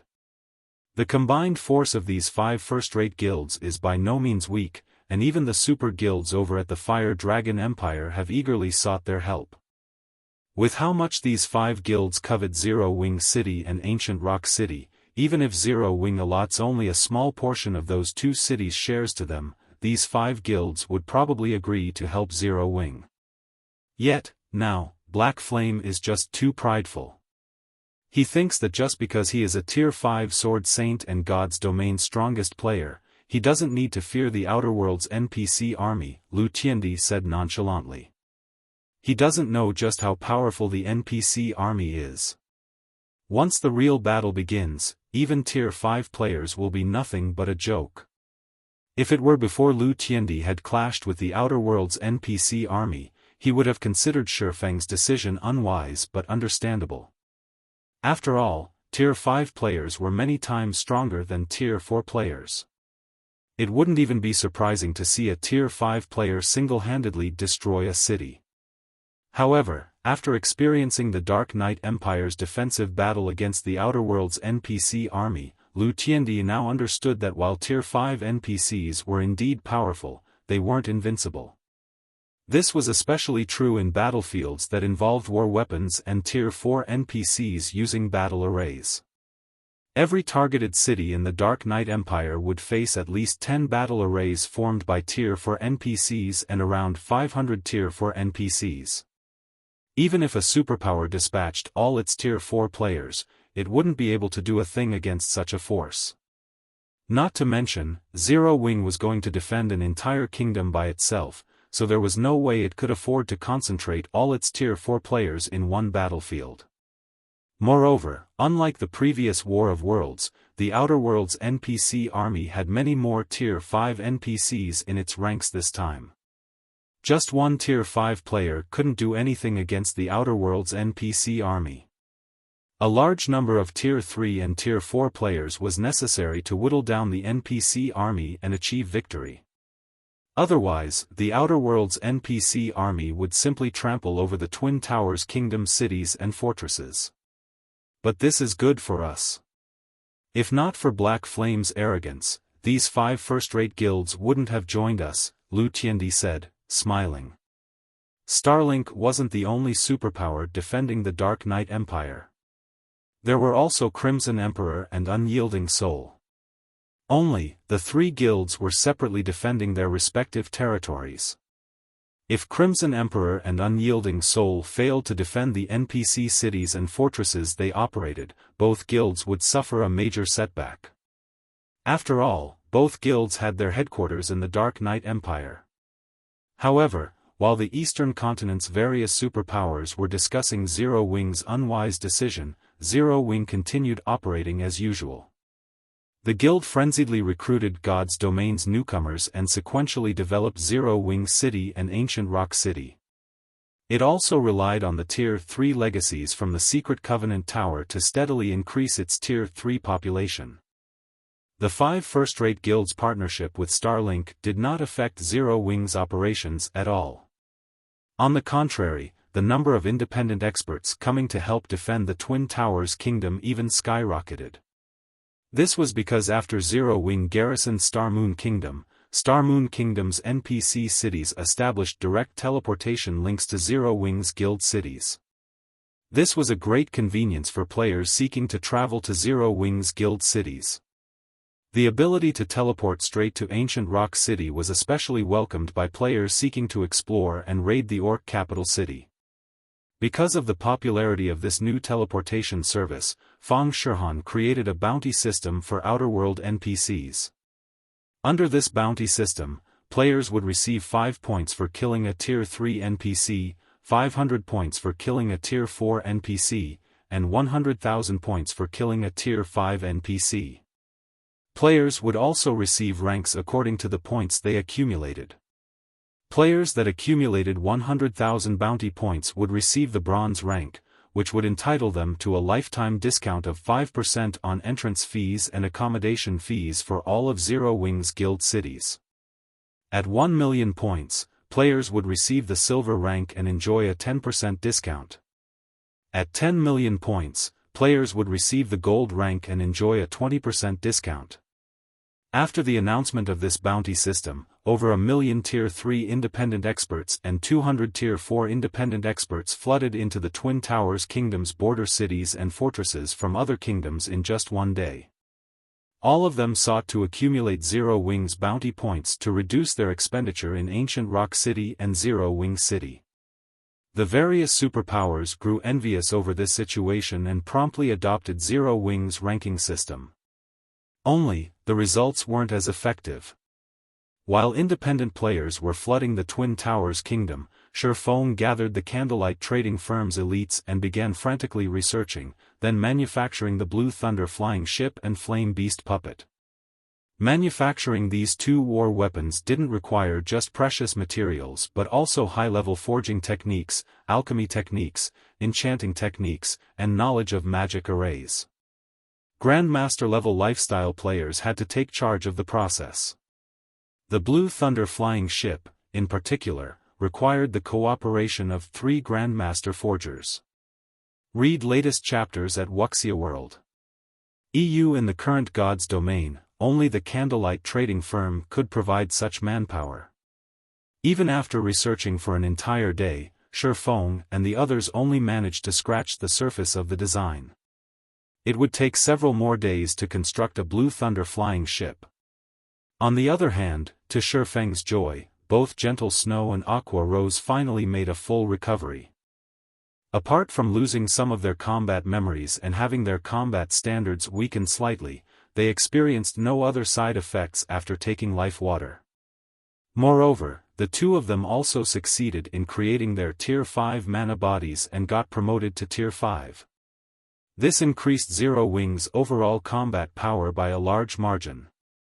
On the 5th day, Xiaofan and Candlelight's members were working on the Blue Thunder flying ship. Fang Shihan, who was responsible for the Twin Towers Kingdom's defensive preparations, suddenly contacted Xiaofan, guild leader. The Outerworld's NPC army has started moving. Chapter 29:13, Blue Thunder flying ship, an army of more than 10 million NPCs? Xiaofan was a little shocked when he read the detailed report Fang Shihan sent him. He had experienced wars between kingdoms and empires in his previous life. However, the kingdoms involved had pitted armies of 1 million NPCs, at most, against each other.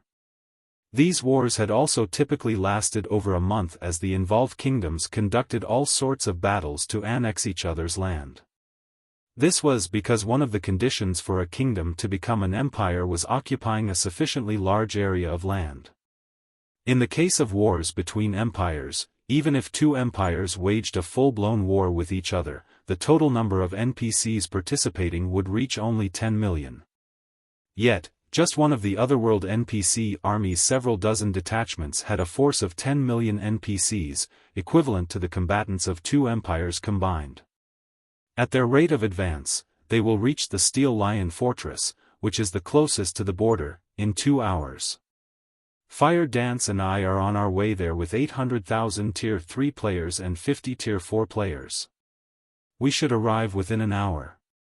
As for the 2 other targeted locations, Aqua Rose has garrisoned Thunder Gorge City with 700,000 Tier 3 players and 70 Tier 4 players, while Gentle Snow has garrisoned the Redthorn Fortress with 1 million Tier 3 players and 100 Tier 4 players. As for the independent players, they will probably make their way to these 3 locations soon. The good news is that, according to our investigations, not many Outer World players are joining the battlefield here, so we shouldn't face as much trouble as the various empires. We only need to focus on the NPC army. Border strongholds generally only had small teleportation arrays, which limited the number of players that could get through. Hence, Fang Shihan could only have everyone hurry over to these strongholds on foot when faced with the Outer World NPC army's sudden invasion. Xiaofan understood their current predicament. Unlike NPCs, players couldn't stay cooped up in a border stronghold forever. They needed to grind for levels and better equipment. Hence, in preparation for the imminent war, most players had chosen to bind their return point to the NPC cities located closest to the border strongholds. Only when the actual war began would they teleport to these NPC cities and travel to the border strongholds on their mounts. "I'll leave command to you all for now, but I'll hurry over to help afterward," Xiaofan said. 1 hour.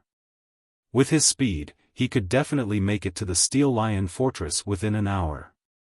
Currently, the only thing the Blue Thunder flying ship lacked was the core magic array.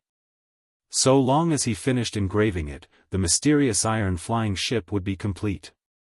A mysterious iron flying ship could play a significant role in a defensive siege. Its importance even surpassed 2 or 3 ordinary Tier 5 existences. After Xiaofan finished speaking, he promptly disconnected the call and began engraving the core magic array. The core magic array comprised 3 advanced Grandmaster magic arrays. These magic arrays were so complex that even a basic Grandmaster magician wouldn't be able to construct them. This feat should also be beyond Xiaofan, who had gotten promoted to Grandmaster magician just recently. However, after his concentration standard reached the Tier 5 peak rank, his brain's activity and computing power had improved drastically. In addition, the core array's 3 advanced Grandmaster magic arrays shared some similarities with some of the magic arrays passed down through the ancient gods' legacy. These factors made it possible for Xiaofan to carve out the 3 advanced Grandmaster magic arrays. The past 3 failures occurred because of a mistake in the final fusion process. With my degree of control, the magic arrays carved should be perfect, so why can't I merge them? Is my control of magic arrays insufficient? Or is there another problem? Confusion filled Xiaofang's mind as he repeatedly inspected the core magic array's design. He had already succeeded in engraving the core magic array without pausing, yet he failed to activate the magic array when he tried injecting mana into it. This was definitely the first time he had encountered such a problem. Typically, if players succeeded in engraving a magic array, the magic array would activate once it received a supply of mana. Only if there was a problem with the magic array would the activation fail.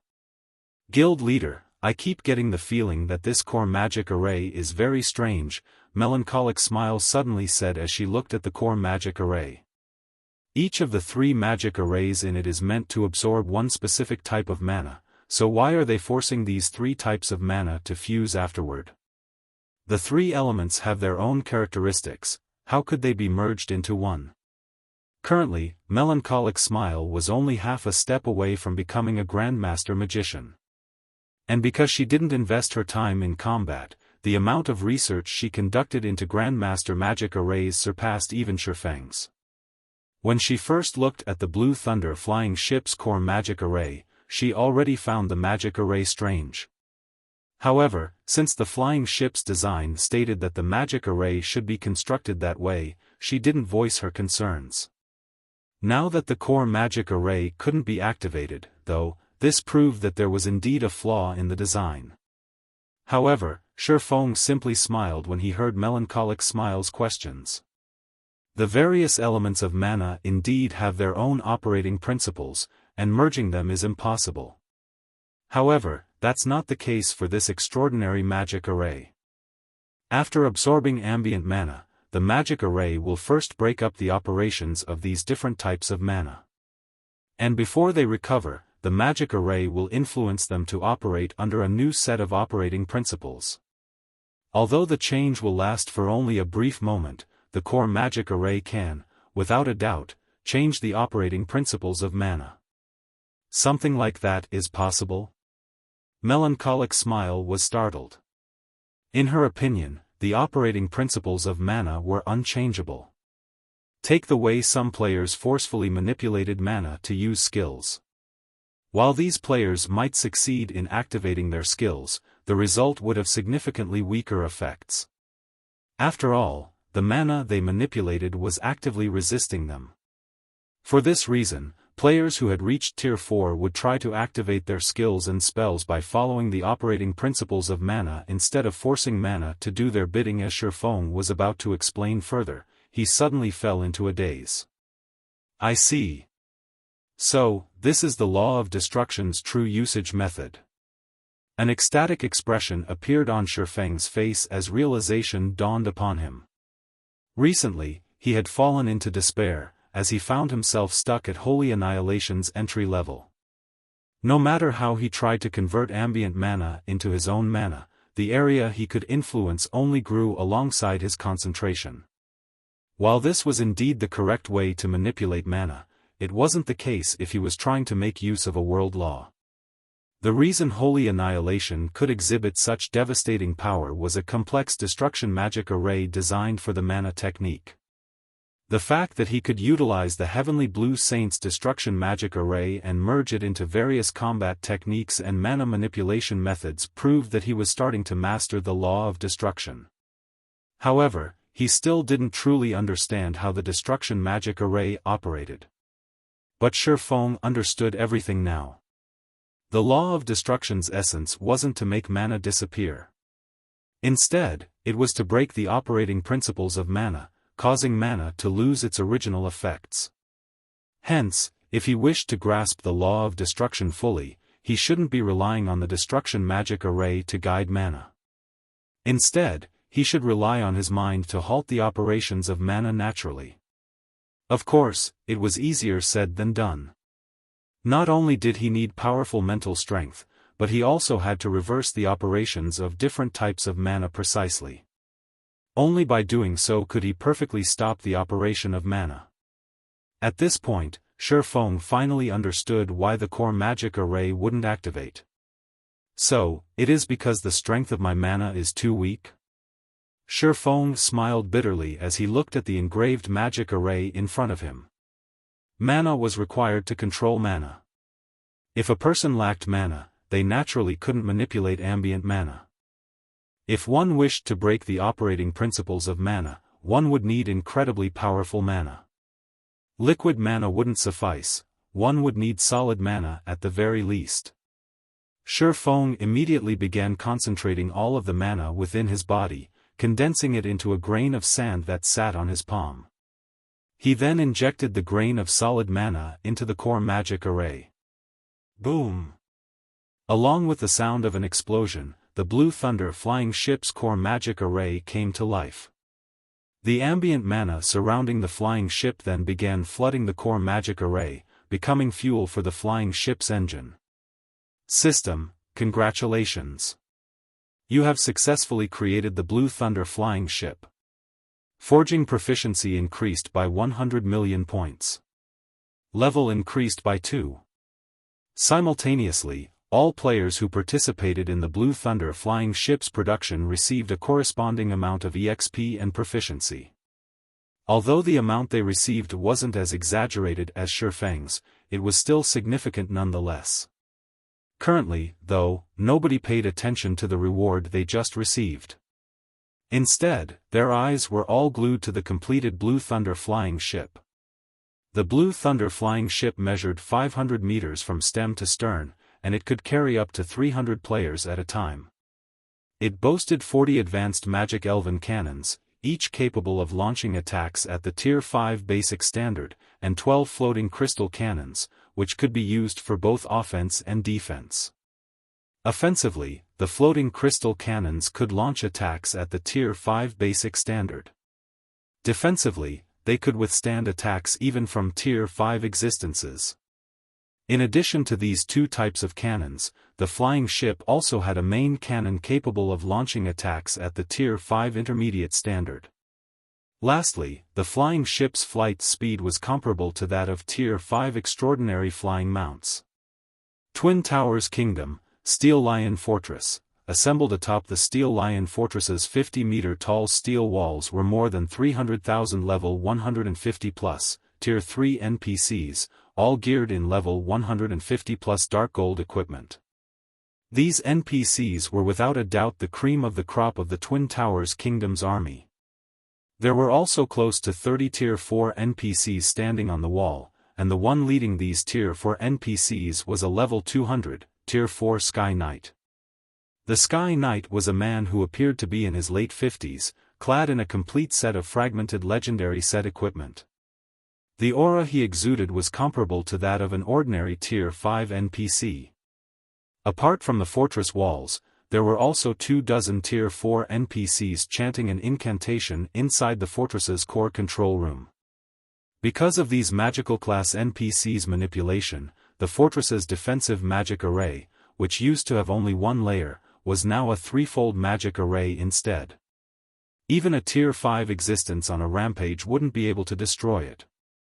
At most, the other party would merely expend some of the fortress's energy supply. A total of 30 magic cannon towers rose above the fortress, and more than 600 large destruction ballistas were set up on the fortress walls. In the sky, 10 flying ships hovered over the fortress, 9 advanced rank and 1 bronze rank. Alongside these flying ships were over 100 Tier 3 and Tier 4 flying mounts. The sight was simply spectacular and absolutely not something anyone would get to see very often. More than 2 million players gathered in the fortress, making the Steel Lion Fortress incredibly crowded. At this moment, though, none of the players inside the Steel Lion Fortress felt relaxed or excited. This was because some distance from the Steel Lion Fortress was an army of over 3 million NPCs, and the number of Tier 4 NPCs in that army exceeded 500. It came bearing various siege weapons, large catapults and advanced mana pulse cannons, which easily numbered more than 1,000. Meanwhile, hovering above this outer-world NPC army were more than 50 flying ships. 6 of them were bronze flying ships while the rest were advanced flying ships.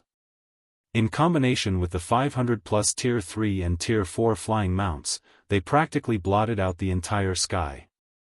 The disparity in combat power between the two sides was clear for all to see. Even the players who came to spectate and conduct a live broadcast of the battle wore gloomy expressions when they saw the Outer Worlds NPC army.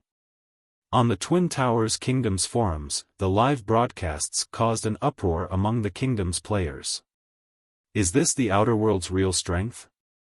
Can we really hold the Twin Towers Kingdom? Although many of the Twin Towers Kingdom's players had heard bits of information regarding the battles that had taken place at the various empires, the most they got were rumors and some pictures. They didn't have a clear understanding of the Outer World NPC army's true might. Moreover, as players of another country, they previously considered these battles none of their business. However, after seeing the army outside the Steel Lion Fortress, they felt an indescribable sense of despair. The players standing inside the Steel Lion Fortress especially understood what a war between kingdoms and a war of worlds entailed. Battles between players were nothing compared to a war between worlds. The next moment, amid the anxiety and despair of the Twin Towers Kingdom's players, the commander of the Outer Worlds NPC army raised his right hand and swung it forward. Following his actions, both the war weapons on the ground and the flying ships and flying mounts in the sky began advancing.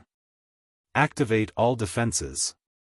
Everyone, prepare for battle, the Steel Lion Fortress's commander, Sky Knight Seppel, shouted as he raised his long sword. In response to Seppel's command, the NPCs within the fortress armed the magic cannon towers and large destruction ballistas, knocked their bows, and chanted incantations. Shortly afterward, the first exchange between the two sides took place. The sky instantly turned into a sea of flames as explosions of varying degrees shook the sky and the ground. The explosions were so deafening that all of the players inside the fortress felt their heads ring. After taking a look at the burning battlefield, Fang Shihan, who stood atop the fortress wall, turned to the players below the wall. Using a voice amplification spell, she ordered calmly, "Everyone, don't panic. Move as we've planned. Ranged players, head up the walls. Melee players, move to the agreed-upon defensive points. Once the magic barrier breaks, it will be your turn to attack with everything you've got. We must prevent the Outer World's NPCs from destroying the core magic array at all costs until the magic barrier recovers. So long as we can hold our ground, those Outer World NPCs will be forced to retreat sooner or later." The fortress's defensive magic array wasn't invincible. In the face of such a powerful offensive, it was only a matter of time before it shattered. Meanwhile, what players like themselves needed to do during this battle was protect the fortress's core magic array while the defensive magic array was down, and buy as much time as possible until the defensive magic array came back online. They would also try to kill as many Outer World NPCs as possible during this time. Once they repeated this cycle a few times, the Outer World's NPC army would eventually have to retreat. When Fang Shihan finished speaking, many of the players present calmed down, and confidence rekindled in their hearts. NPCs had a very difficult time getting resurrected, and even more so in an intense battle like this. However, it was a different story for players like themselves. If they died, they could be resurrected quickly and rejoin the battle. If there was a healer nearby, they could even be resurrected on the spot at the cost of some EXP. However, 3 minutes after Fang Shihan finished speaking, the sound of glass shattering entered everyone's ears. This sound originated from none other than the Steel Lion Fortress's defensive magic array. "Vanguard! Charge!" the Outer World Army's commander commanded.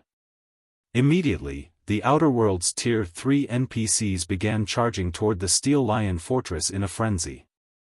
As for the Outer World's Tier 4 NPCs, they flew straight for the Fortress Lord's mansion, attracting the Steel Lion Fortress's Tier 4 NPCs to intercept them. "Trap those Tier 4 NPCs with magic barriers," Fang Shihan hurriedly commanded when she saw the hundreds of Tier 4 NPCs and flying mounts heading into the fortress. "All melee players, stop those Tier 3 NPCs from entering the fortress."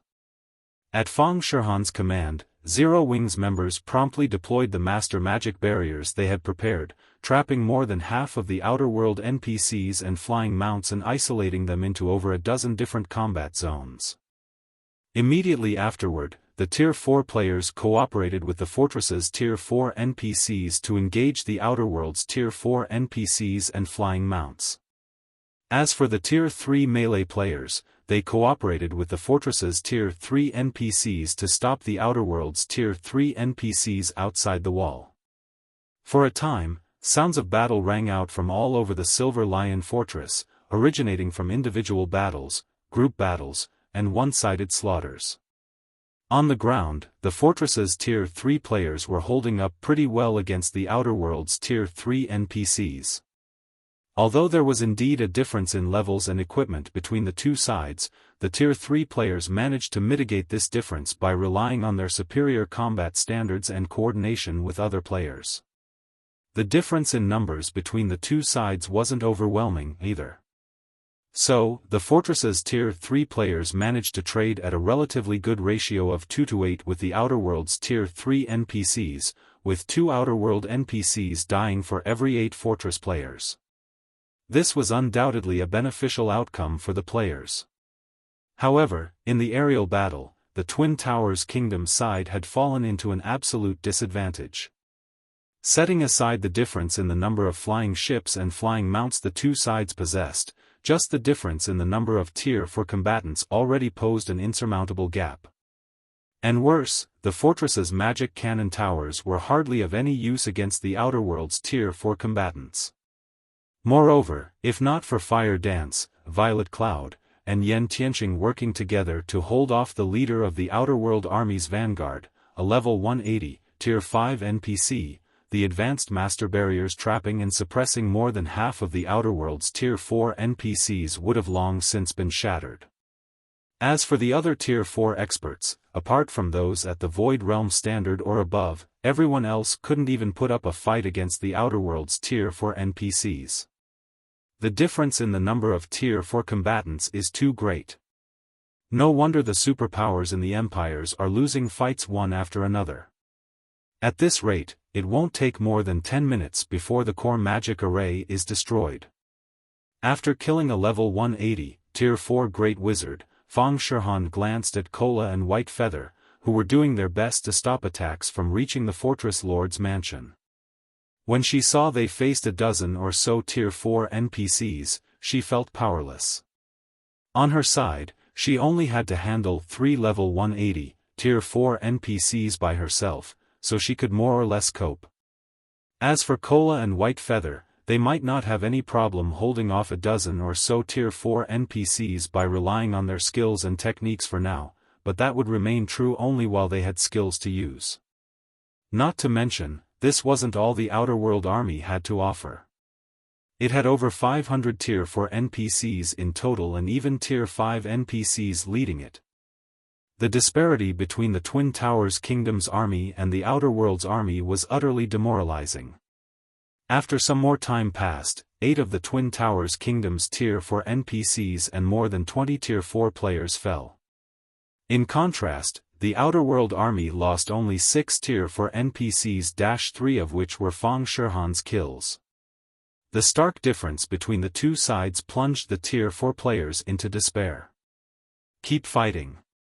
We must not retreat on our first battle. Fang Shihan bellowed when she saw her people's demoralized expressions. Even if we die, we must make these Outer World NPCs pay a sufficient price. Fang Shihan wasn't too surprised that the Steel Iron Fortress's defenses were crumbling. The disparity between the Outer World's army and the Twin Towers Kingdom's army was simply too immense. The only way the Twin Towers Kingdom could emerge victorious was by whittling down the Outer World's army through multiple battles at multiple strongholds.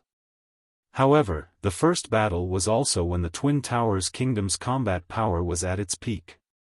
If the Twin Towers Kingdom failed to deplete a significant portion of the Outer World's army's forces, the subsequent battles would be even more difficult. As soon as Fang Shihan finished speaking, however, the Outer World army's commander, who rode on one of the bronze flying ships, stood up and suddenly released a frightening aura that enveloped the Steel Lion Fortress. Upon coming into contact with this aura, all the players within the fortress felt their heartbeats accelerate and their bodies grow heavier. It was evident that the Outer World army's commander no longer intended to watch from the sidelines and would now enter the battlefield. A level 200, Tier 5 Holy Grail Knight? A solemn expression appeared on Fang Shihan's face when she saw the enemy commander walking step by step in the air. The aura the enemy commander radiated was significantly stronger than what the enemy's vanguard leader radiated. Moreover, he even wielded a legendary great sword. The enemy commander probably stood at the top even among Tier 5 existences. If the Steel Lion Fortress's defenders had to clash against such an existence, their defensive line would probably crumble in an instant. When the other players saw the enemy commander taking the field himself, none of them had any doubts that this siege battle was over. However, just as the enemy Holy Grail Knight arrived above the Steel Lion Fortress and was about to take action, a deafening roar suddenly came from the distant sky. Before anyone could turn toward the source of the noise, a dark blue behemoth arrived in the airspace above the fortress like a lightning bolt. Both players and NPCs present were startled by the dark blue behemoth's sudden appearance. A flying ship? Is that really a flying ship? Read latest chapters at Wuxia World. The flying ship above them was simply massive. Even the bronze flying ships, which measured close to 200 meters in length, looked like infants beside the dark blue behemoth. Moreover, this dark blue behemoth distorted the space around it just by hovering in place. The mana within and around the Steel Lion Fortress gathered fervently around this dark blue behemoth, and even the Outer World Army's vanguard commander had the mana in his mana domain drawn away. As the dark blue behemoth began descending toward the fortress, a man wearing a black cloak walked to the bow of the flying ship. Upon seeing this man, the players in the fortress immediately burst into cheers. "Guild leader! You're finally here," Fang Shihan said in a disgruntled tone as she looked at the man standing atop the dark blue behemoth. Xiaofan had promised to arrive at the Steel Lion Fortress before the battle began, yet he showed up only after they had been fighting for some time. "Sorry for the long wait, everyone," Xiaofan said apologetically as he looked at Fang Shihan and the others. He then shifted his gaze to the Outer World NPC army and smiled, saying, "Now that I'm here, leave the rest to me." Chapter 29:14, Law Technique. Upon hearing Shifeng's words, Fire Dance, Cola, Violet Cloud, Yen Tianqing, and the other longtime members of Zero Wing felt an indescribable sense of relief and excitement. "Guild leader, our situation is terrible. The enemy's air power is too strong," Fang Shihan said in a helpless tone as she pointed at the enemy's Tier 5 commander and the 30-plus flying ships. "The fortress's defensive magic array still needs more than 10 minutes to recover. I'm afraid we won't last that long." Although Shifeng's arrival meant that they had someone to hold back the enemy commander, they still had to contend with hundreds of Tier 4 NPCs and flying mounts when their side had less than 100 Tier 4 combatants. Although they had the fortress's magic array support, which mitigated the effects of the Tier 5 NPCs' mana domains and suppressed the enemy Tier 4 NPCs, they were still at an absolute disadvantage. Not to mention, the Steel Lion Fortress's commander, the level 200, Tier 4 Sky Knight Sepul, currently had less than 50% of his HP remaining. If not for the many Tier 3 and Tier 4 healers supporting him, he would have long since fallen to the 20-plus level 180, Tier 4 NPCs ganging up on him. "Relax." After looking at Fang Shihan, Xiaofan turned to the Blue Thunder flying ship and smiled, saying, "If it's air power, we don't lack any either." "We don't lack any?" Fang Shihan glanced at the Blue Thunder flying ship and then turned to survey the enemy's fleet of flying ships, her worries not easing in the slightest. Naturally, she knew that a mysterious iron flying ship was powerful and that it could go up against Tier 5 combatants. However, the enemy's Tier 5 combatants were by no means weak. Moreover, several dozen Tier 4 NPCs had constructed a summoning array some distance behind the enemy's commander. A monster summoned by several dozen Tier 4 NPCs definitely wouldn't be weak. There was even a high possibility it would be a Tier 5 legendary monster. No sooner had Fang Shihan finished speaking than those several dozen Tier 4 NPCs completed their incantations. A gigantic bone dragon then emerged from the summoning array, its 500-meter-long body matching the Blue Thunder flying ship in size. The bone dragon also had a wingspan of 1,000 meters. When this bone dragon appeared and let loose a roar, the intense shockwave it generated made all the Tier 3 combatants on the battlefield feel lightheaded. Ancient Bone Dragon, Undead, Legendary, Level 180 HP 200 billion. Upon seeing the Ancient Bone Dragon statistics, the players inside the Steel Lion Fortress gasped reflexively. Even the players spectating the battle through the Twin Towers Kingdom's forums were dumbfounded, many people spitting out the drink in their mouth.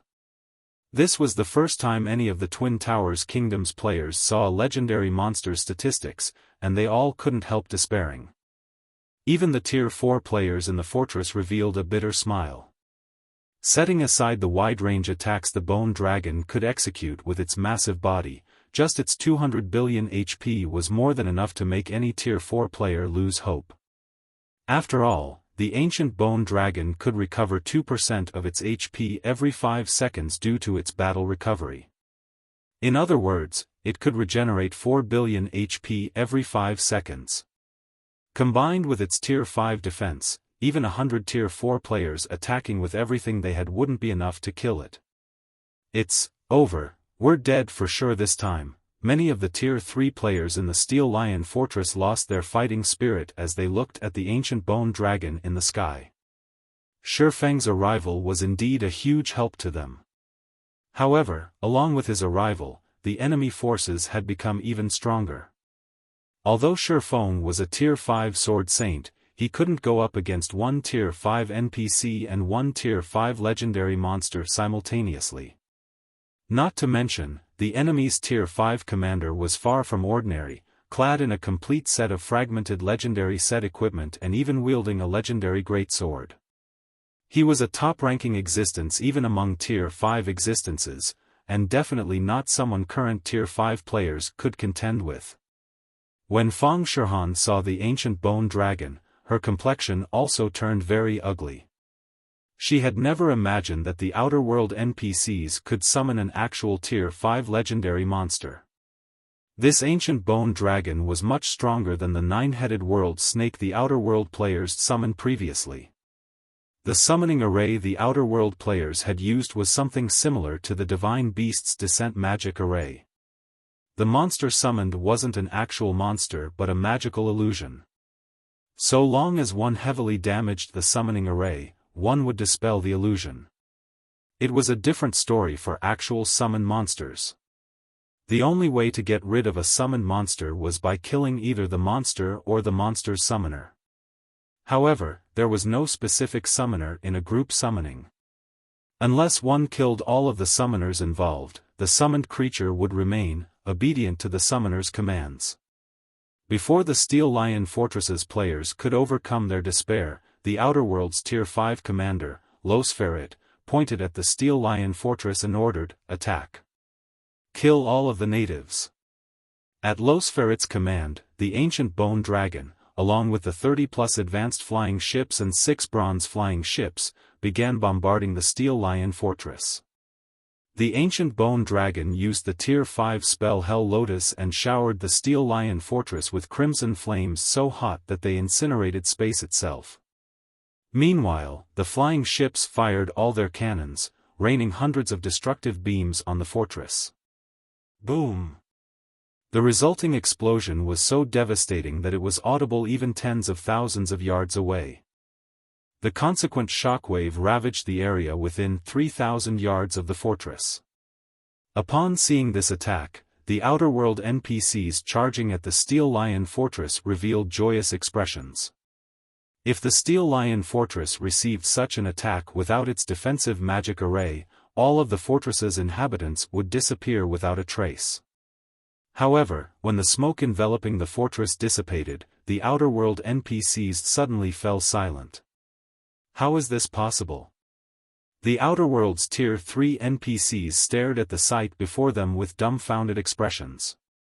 In fact, even the people inside the Steel Lion Fortress were stunned by this situation, their minds boggled. Before anyone realized it, a gigantic magic barrier had formed around the Steel Lion Fortress and blocked all the attacks from the flying ships and the ancient bone dragon. Let alone annihilating the fortress's inhabitants, the flying ships and the ancient bone dragon had even failed to scratch the fortress walls. However, before anyone could snap out of their daze, the barrier enveloping the fortress suddenly disappeared. 6 crystalline spheres the size of a small house then flew toward the Blue Thunder flying ship and hovered around it. That flying ship created that barrier just now? Are you kidding me? Is that really a flying ship? How can it stop a legendary monster's Tier 5 spell? Be it the players or NPCs inside the Steel Lion Fortress, all of them currently had their mouths hanging wide open as they stared at the Blue Thunder flying ship. After all, the flying ship's performance had shattered their notions of flying ships. The Blue Thunder flying ship's defensive capabilities practically rivaled a mobile fortress's. At this time, even Fang Shihan, who knew the specifics of the situation, was rendered speechless. She had no idea that a mysterious iron flying ship could be that strong. Of those present, only Shifeng found this situation normal. The Grey Thunder flying ship might only be a mysterious iron flying ship, but its technological content exceeded that of the average mysterious iron flying ship.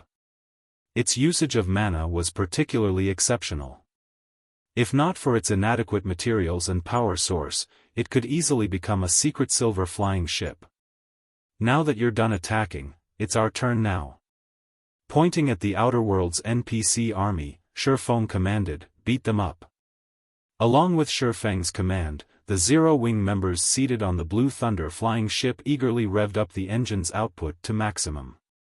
Subsequently, the flying ship's 40 advanced magic elven cannons, 12 floating crystal cannons, and Thunder of Destruction main cannon fired at the enemy flying ships and flying mounts and the ancient bone dragon simultaneously. Boom! Boom! Boom!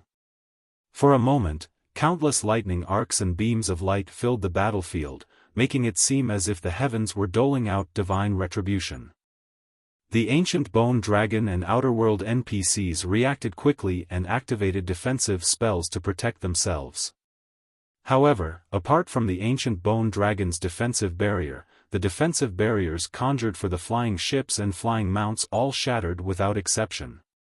When the barrage ended, several dozen flying mounts crashed to the ground. The advanced flying ships also suffered severe damage, their mobility plummeting significantly. With how much damage they took from just one bombardment, they would probably fall after another 3 or 4. As for the bronze flying ships, although they didn't take any serious damage, their armor's durability still plummeted by a significant margin. After the Blue Thunder flying ship ended its barrage, everyone on the battlefield turned to stare at it, petrified. Isn't this thing a little too strong? So, this is Zero Wing's trump card? The Steel Lion Fortress's players found their minds stagnating as they took in the tattered state of the Outer World Army's air units. Just a moment ago, they were clearly at an overwhelming disadvantage in air power. However, the Blue Thunder flying ship had instantly turned the tables with its arrival. This situation was simply unbelievable. When Kola looked at the distant Blue Thunder flying ship, his eyes glowed and his mouth watered. He then turned to Xiaofan and asked, "Guild leader, when can I buy one?" Compared to flying mounts, traveling across the continent in the Blue Thunder flying ship would be a much more wonderful experience. "You'll get your chance eventually," Xiaofan said, chuckling when he saw Kola's excitement. "However, this thing needs 10 people to pilot. It's not something you can pilot alone." When Xiaofan finished speaking, the Zero Wing members present were all thrilled. After all, based on Xiaofang's words, the guild would eventually sell the Blue Thunder flying ship to its members once the flying ship was available in larger numbers. This meant that all of them had an opportunity to own this steel behemoth. And even if they couldn't ride it alone, they could simply form a team to do so. However, shortly after Xiaofan finished speaking, the enemy commander, who had not taken any action thus far, suddenly turned to Xiaofan. At this time, though, the contempt in Los Ferret's eyes had disappeared. There was even a faint smile on his face. "You are an exceptional heaven-blessed individual," Los Ferret said as he lifted his great sword and rested it on his shoulder. Smiling, he asked, "May I know your name?" "Black Flame," Xiaofan replied calmly. Although Black Flame wasn't his real ID, he had long since gotten accustomed to using it. Moreover, the outer world knew of only Black Flame and not Yifeng. Black Flame? Los Ferret, who appeared to be in his 50s, nodded. He then earnestly introduced himself, "I am Los Ferret, the Commander-in-Chief of the God's Domain Crusade Army's 19th Corps and one of the 17 stars of the Holy Grail. You are qualified to be my enemy." After Los Ferret finished speaking, the strength of his mana domain suddenly increased. Now, even the fortress's magic arrays couldn't nullify it. The instant Los Ferret's mana domain enveloped the Steel Lion Fortress, everyone inside the fortress felt their bodies become significantly heavier. Now, the fortress's Tier 3 combatants even had difficulty lifting their heads. A scorching heat also blanketed their bodies as if they were standing in a burning hell. Even Fire Dance, who had an 8-piece epic set equipment equipped and wielded a legendary weapon, felt immense pressure on her body. She would be fortunate to exhibit even 60% of her usual combat power. And as a result of this suppression, she became even less of an opponent for the enemy's level 180, Tier 5 Vanguard leader in front of her. One of the 17 stars of the Holy Grail. Xiaofan grew more cautious after hearing Los Ferret's introduction. Although he had never heard of the 17 stars of the Holy Grail, God's domain had an official ranking list known as the 10 Saints, which represented the 10 strongest combatants recognized by the War God's Temple. Every one of these 10 saints was rumored to have demigod-level combat power. Xiaofan guessed that Los Ferret was probably on par with the 10 saints. Based on his observation of Los Ferret's mana domain, he could tell that the other party had already mastered a world law. The only thing holding the NPC back from reaching Tier 6 was his concentration. Nevertheless, with a legendary weapon in hand, Los Ferret should be a powerhouse even among demigods. However, although Los Ferret possessed a powerful mana domain, it had no effect on Xiaofan whatsoever. Immediately, Xiaofan unleashed his own mana domain, cancelling out Los Ferret's and even suppressing the NPC slightly. Let's fight. Let me see how powerful you heaven-blessed individuals are. Los Ferret said, his body suddenly splitting into more than 100 doppelgangers that charged at Xiaofan from different directions. Tier 5 skill, Shadowlight Kill. After activating Shadow Kill, Los Ferret spun and swung his great sword. Tier 5 skill, Great Holy Cross. Tier 5 skill, Draconic Stars. Immediately, Los Ferret's doppelgangers transformed into gigantic crosses that pierced through space. Each of these crosses then split and transformed into several dozen serpentine dragons. Several thousand serpentine dragons flew toward Xiaofan, their large numbers making it impossible to dodge or block them all. He combined 3 Tier 5 skills. Fire Dance and the others were startled and they saw Los Ferret's attack. For true expert players, combining the effects of skills was a must-learn technique. However, the higher the tier of the skills, the more difficult combining them would be. Currently, even domain realm experts like Fire Dance and Yen Tianqing could just barely combine 2 Tier 4 skills. Yet, Los Ferret had combined 3 Tier 5 skills. Los Ferret's combat standard was simply unprecedented. Every addition to a skill combination would double the power of the combined attack. Los Ferret's combined Tier 5 skills could exhibit quadruple the power of a standard Tier 5 skill. Moreover, Los Ferret was also wielding a legendary weapon. These two factors would probably deter even a Tier 5 dragon from receiving Los Ferret's attack. Amazing!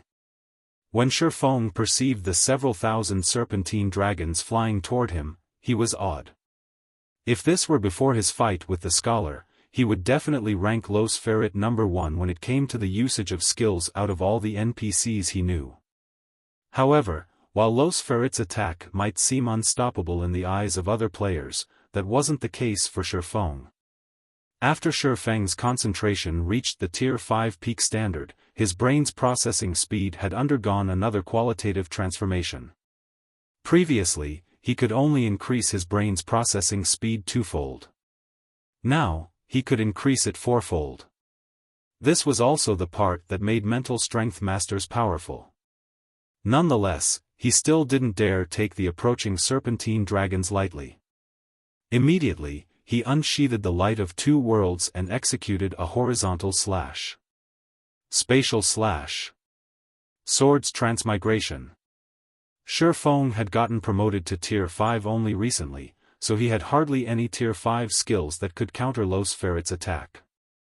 His only option to offset this shortcoming was to rely on his weapons, equipment, and techniques. The Light of 2 Worlds was one of the 10 great legendary weapons. It was among the strongest legendary weapons in existence, not something ordinary legendary weapons could hope to match. The next moment, with Xiaofan as the center, a golden lotus bloomed on the battlefield, the petals of the lotus nullifying the energy making up the serpentine dragons. In the blink of an eye, the several thousand serpentine dragons vanished from the battlefield. Upon seeing that his first attack had failed, Los Ferret immediately took a different approach and transformed into a streak of light shooting toward Xiaofan. Tier 5 Skill, Shadowlight Steps.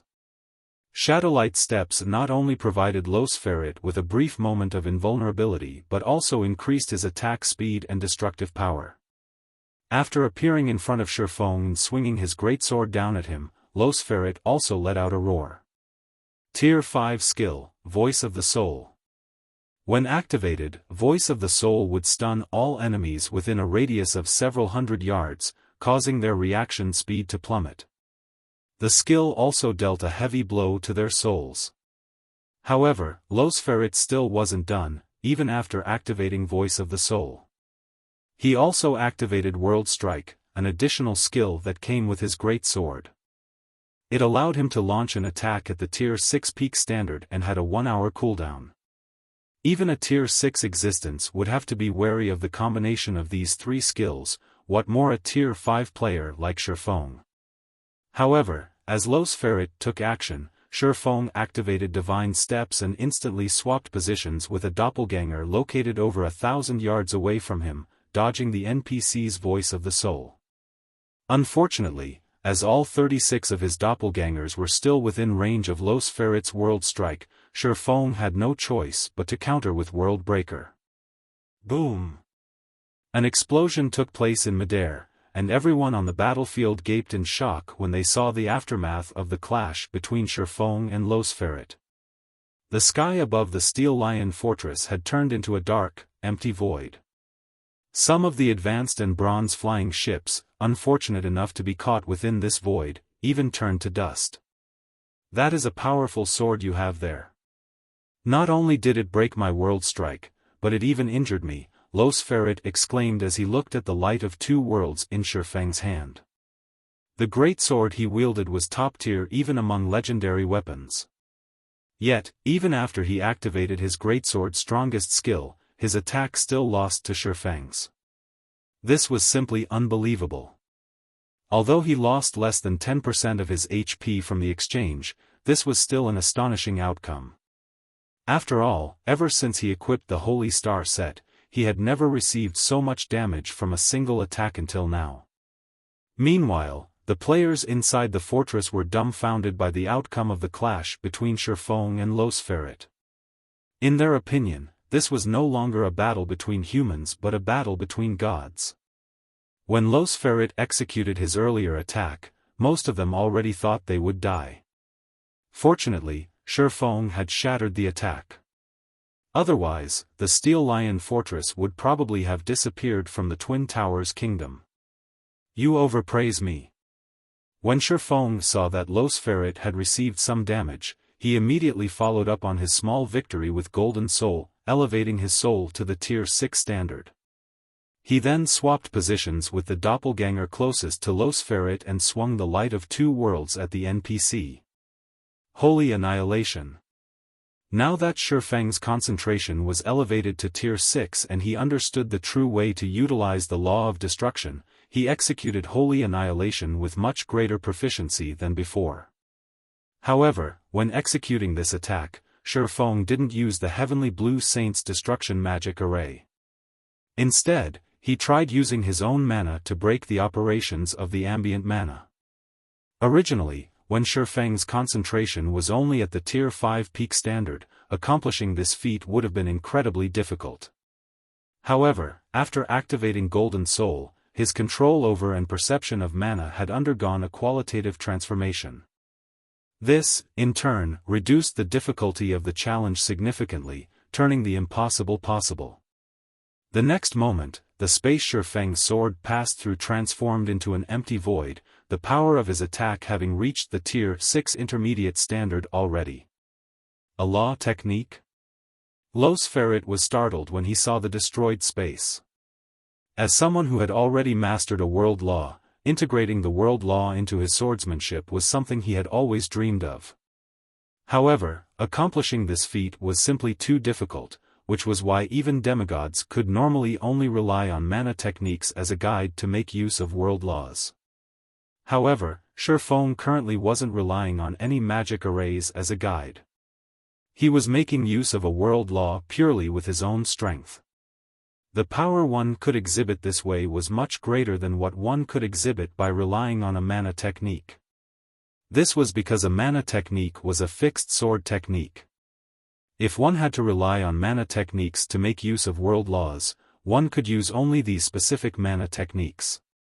However, if one could freely make use of a world law, then regardless of what technique one used, all of one's techniques would carry the power of the world law. The difference in flexibility between the two was like heaven and earth. Of course, the law technique Xiaofan currently displayed was extremely crude, and he could use only a small portion of the law of destruction's power. Nonetheless, Los Ferret dared not act recklessly against Xiaofang's attack. He immediately swung his great sword. Mana technique, Burning Sea. Boom! When the two swords collided, a vast void and a sea of flames appeared in the sky once more. The terrifying shockwave the collision generated even obliterated the Tier 3 combatants nearby, while those standing farther away got sent flying. Subsequently, the clangor of swords clashing rang out in the sky time after time. Apart from some Tier 4 individuals with incredibly high basic attributes, everyone else dared not stay anywhere near Xiaofan and Los Ferret's battle. The clash between Xiaofan and Los Ferret continued for more than a minute, the deafening explosions numbing everyone's mind. However, the more Xiaofan fought, the fiercer his attacks became. Despite Los Ferret doing his best to avoid a head-on clash, Xiaofan took the initiative to do the exact opposite. Xiaofan was relying on this intense life-and-death battle to familiarize himself with the process of breaking the operations of mana. As more time passed, Los Ferret gradually fell into a disadvantage, his HP decreasing continuously. Only after 2 minutes had gone by and the effect of Xiaofang's golden soul disappeared did Los Ferret regain the upper hand. Nevertheless, Los Ferret still couldn't put an end to the battle. This was because even after losing the ability to use his law technique, Xiaofan could still rely on holy annihilation to use the law of destruction. Hence, he had no problem clashing with Los Ferret. Moreover, both of them had healers supporting them. Unless one of them made a fatal mistake, neither was unlikely to die. In the meantime, the Blue Thunder flying ship was deeply entangled with the ancient bone dragon. However, as the Blue Thunder flying ship had a lot of cannons, it managed to pin down the ancient bone dragon while shooting down the enemy's flying ships and flying mounts one after another. When Los Ferret saw another bronze flying ship crash to the ground, his eyes twitched involuntarily. At this point, his army had already lost 4 bronze flying ships and over 20 advanced flying ships. The loss of flying mounts was even worse. These things were practically mobile targets in front of the Blue Thunder flying ship. And worse, the Steel Lion Fortress's defensive barrier was gradually taking shape once more. Evidently, the fortress's defensive magic array had already been fully reactivated. After the Tier 5 Vanguard leader repelled Fire Dance and saw that the fortress's defensive barrier was reforming, he looked toward Los Ferret and said, "Lord Ferret, we cannot continue like this. Once the defensive barrier is up again, we'll be very passive." At the Vanguard leader's words, Los Ferret gritted his teeth and commanded, "Everyone, retreat." Obedient to Los Ferret's command, the Outer World's NPC army, which only had around 2 million NPCs remaining, began an orderly retreat from the Steel Lion Fortress. Los Ferret, the Vanguard leader, and the ancient Bone Dragon served as the rear guard, preventing Xiaofan and the Blue Thunder flying ship from giving chase. After the Outer World NPCs opened a teleportation portal and left the battlefield, Los Ferret and the Vanguard leader promptly retreated into the portal as well, leaving the ancient Bone Dragon behind. The summoning array used to summon the ancient Bone Dragon could keep it under control for only a certain period. After this period was over, the ancient Bone Dragon would regain its freedom. Hence, they might as well leave it behind and have it pin down Xiaofan and the others. Read latest chapters at Wuxia World. Once the Outer Worlds NPC army retreated, Xiaofan and the others spent around 20 minutes killing the ancient bone dragon. When the level 180 legendary monster died, Fire Dance and the others leveled up once. The monster's death also awarded Zero Wing with one fragmented legendary weapon, over a dozen level 180 epic weapons and equipment, and several dozen legendary materials. Upon seeing the loot, the Tier 3 and Tier 4 players belonging to other guilds couldn't help growing envious. Afterward, Xiaofan immediately rode the Blue Thunder flying ship to the Twin Towers Kingdom's two other battlefronts. The Red Thorn fortresses and Thunder Gorge City situations were much better than the Steel Lion fortresses. This was especially true for Thunder Gorge City. Because Aqua Rose was now a Tier 5 Grand Wizard, the Outer World NPC army that attacked Thunder Gorge City received a resounding defeat, similar to the army that attacked the Steel Lion Fortress.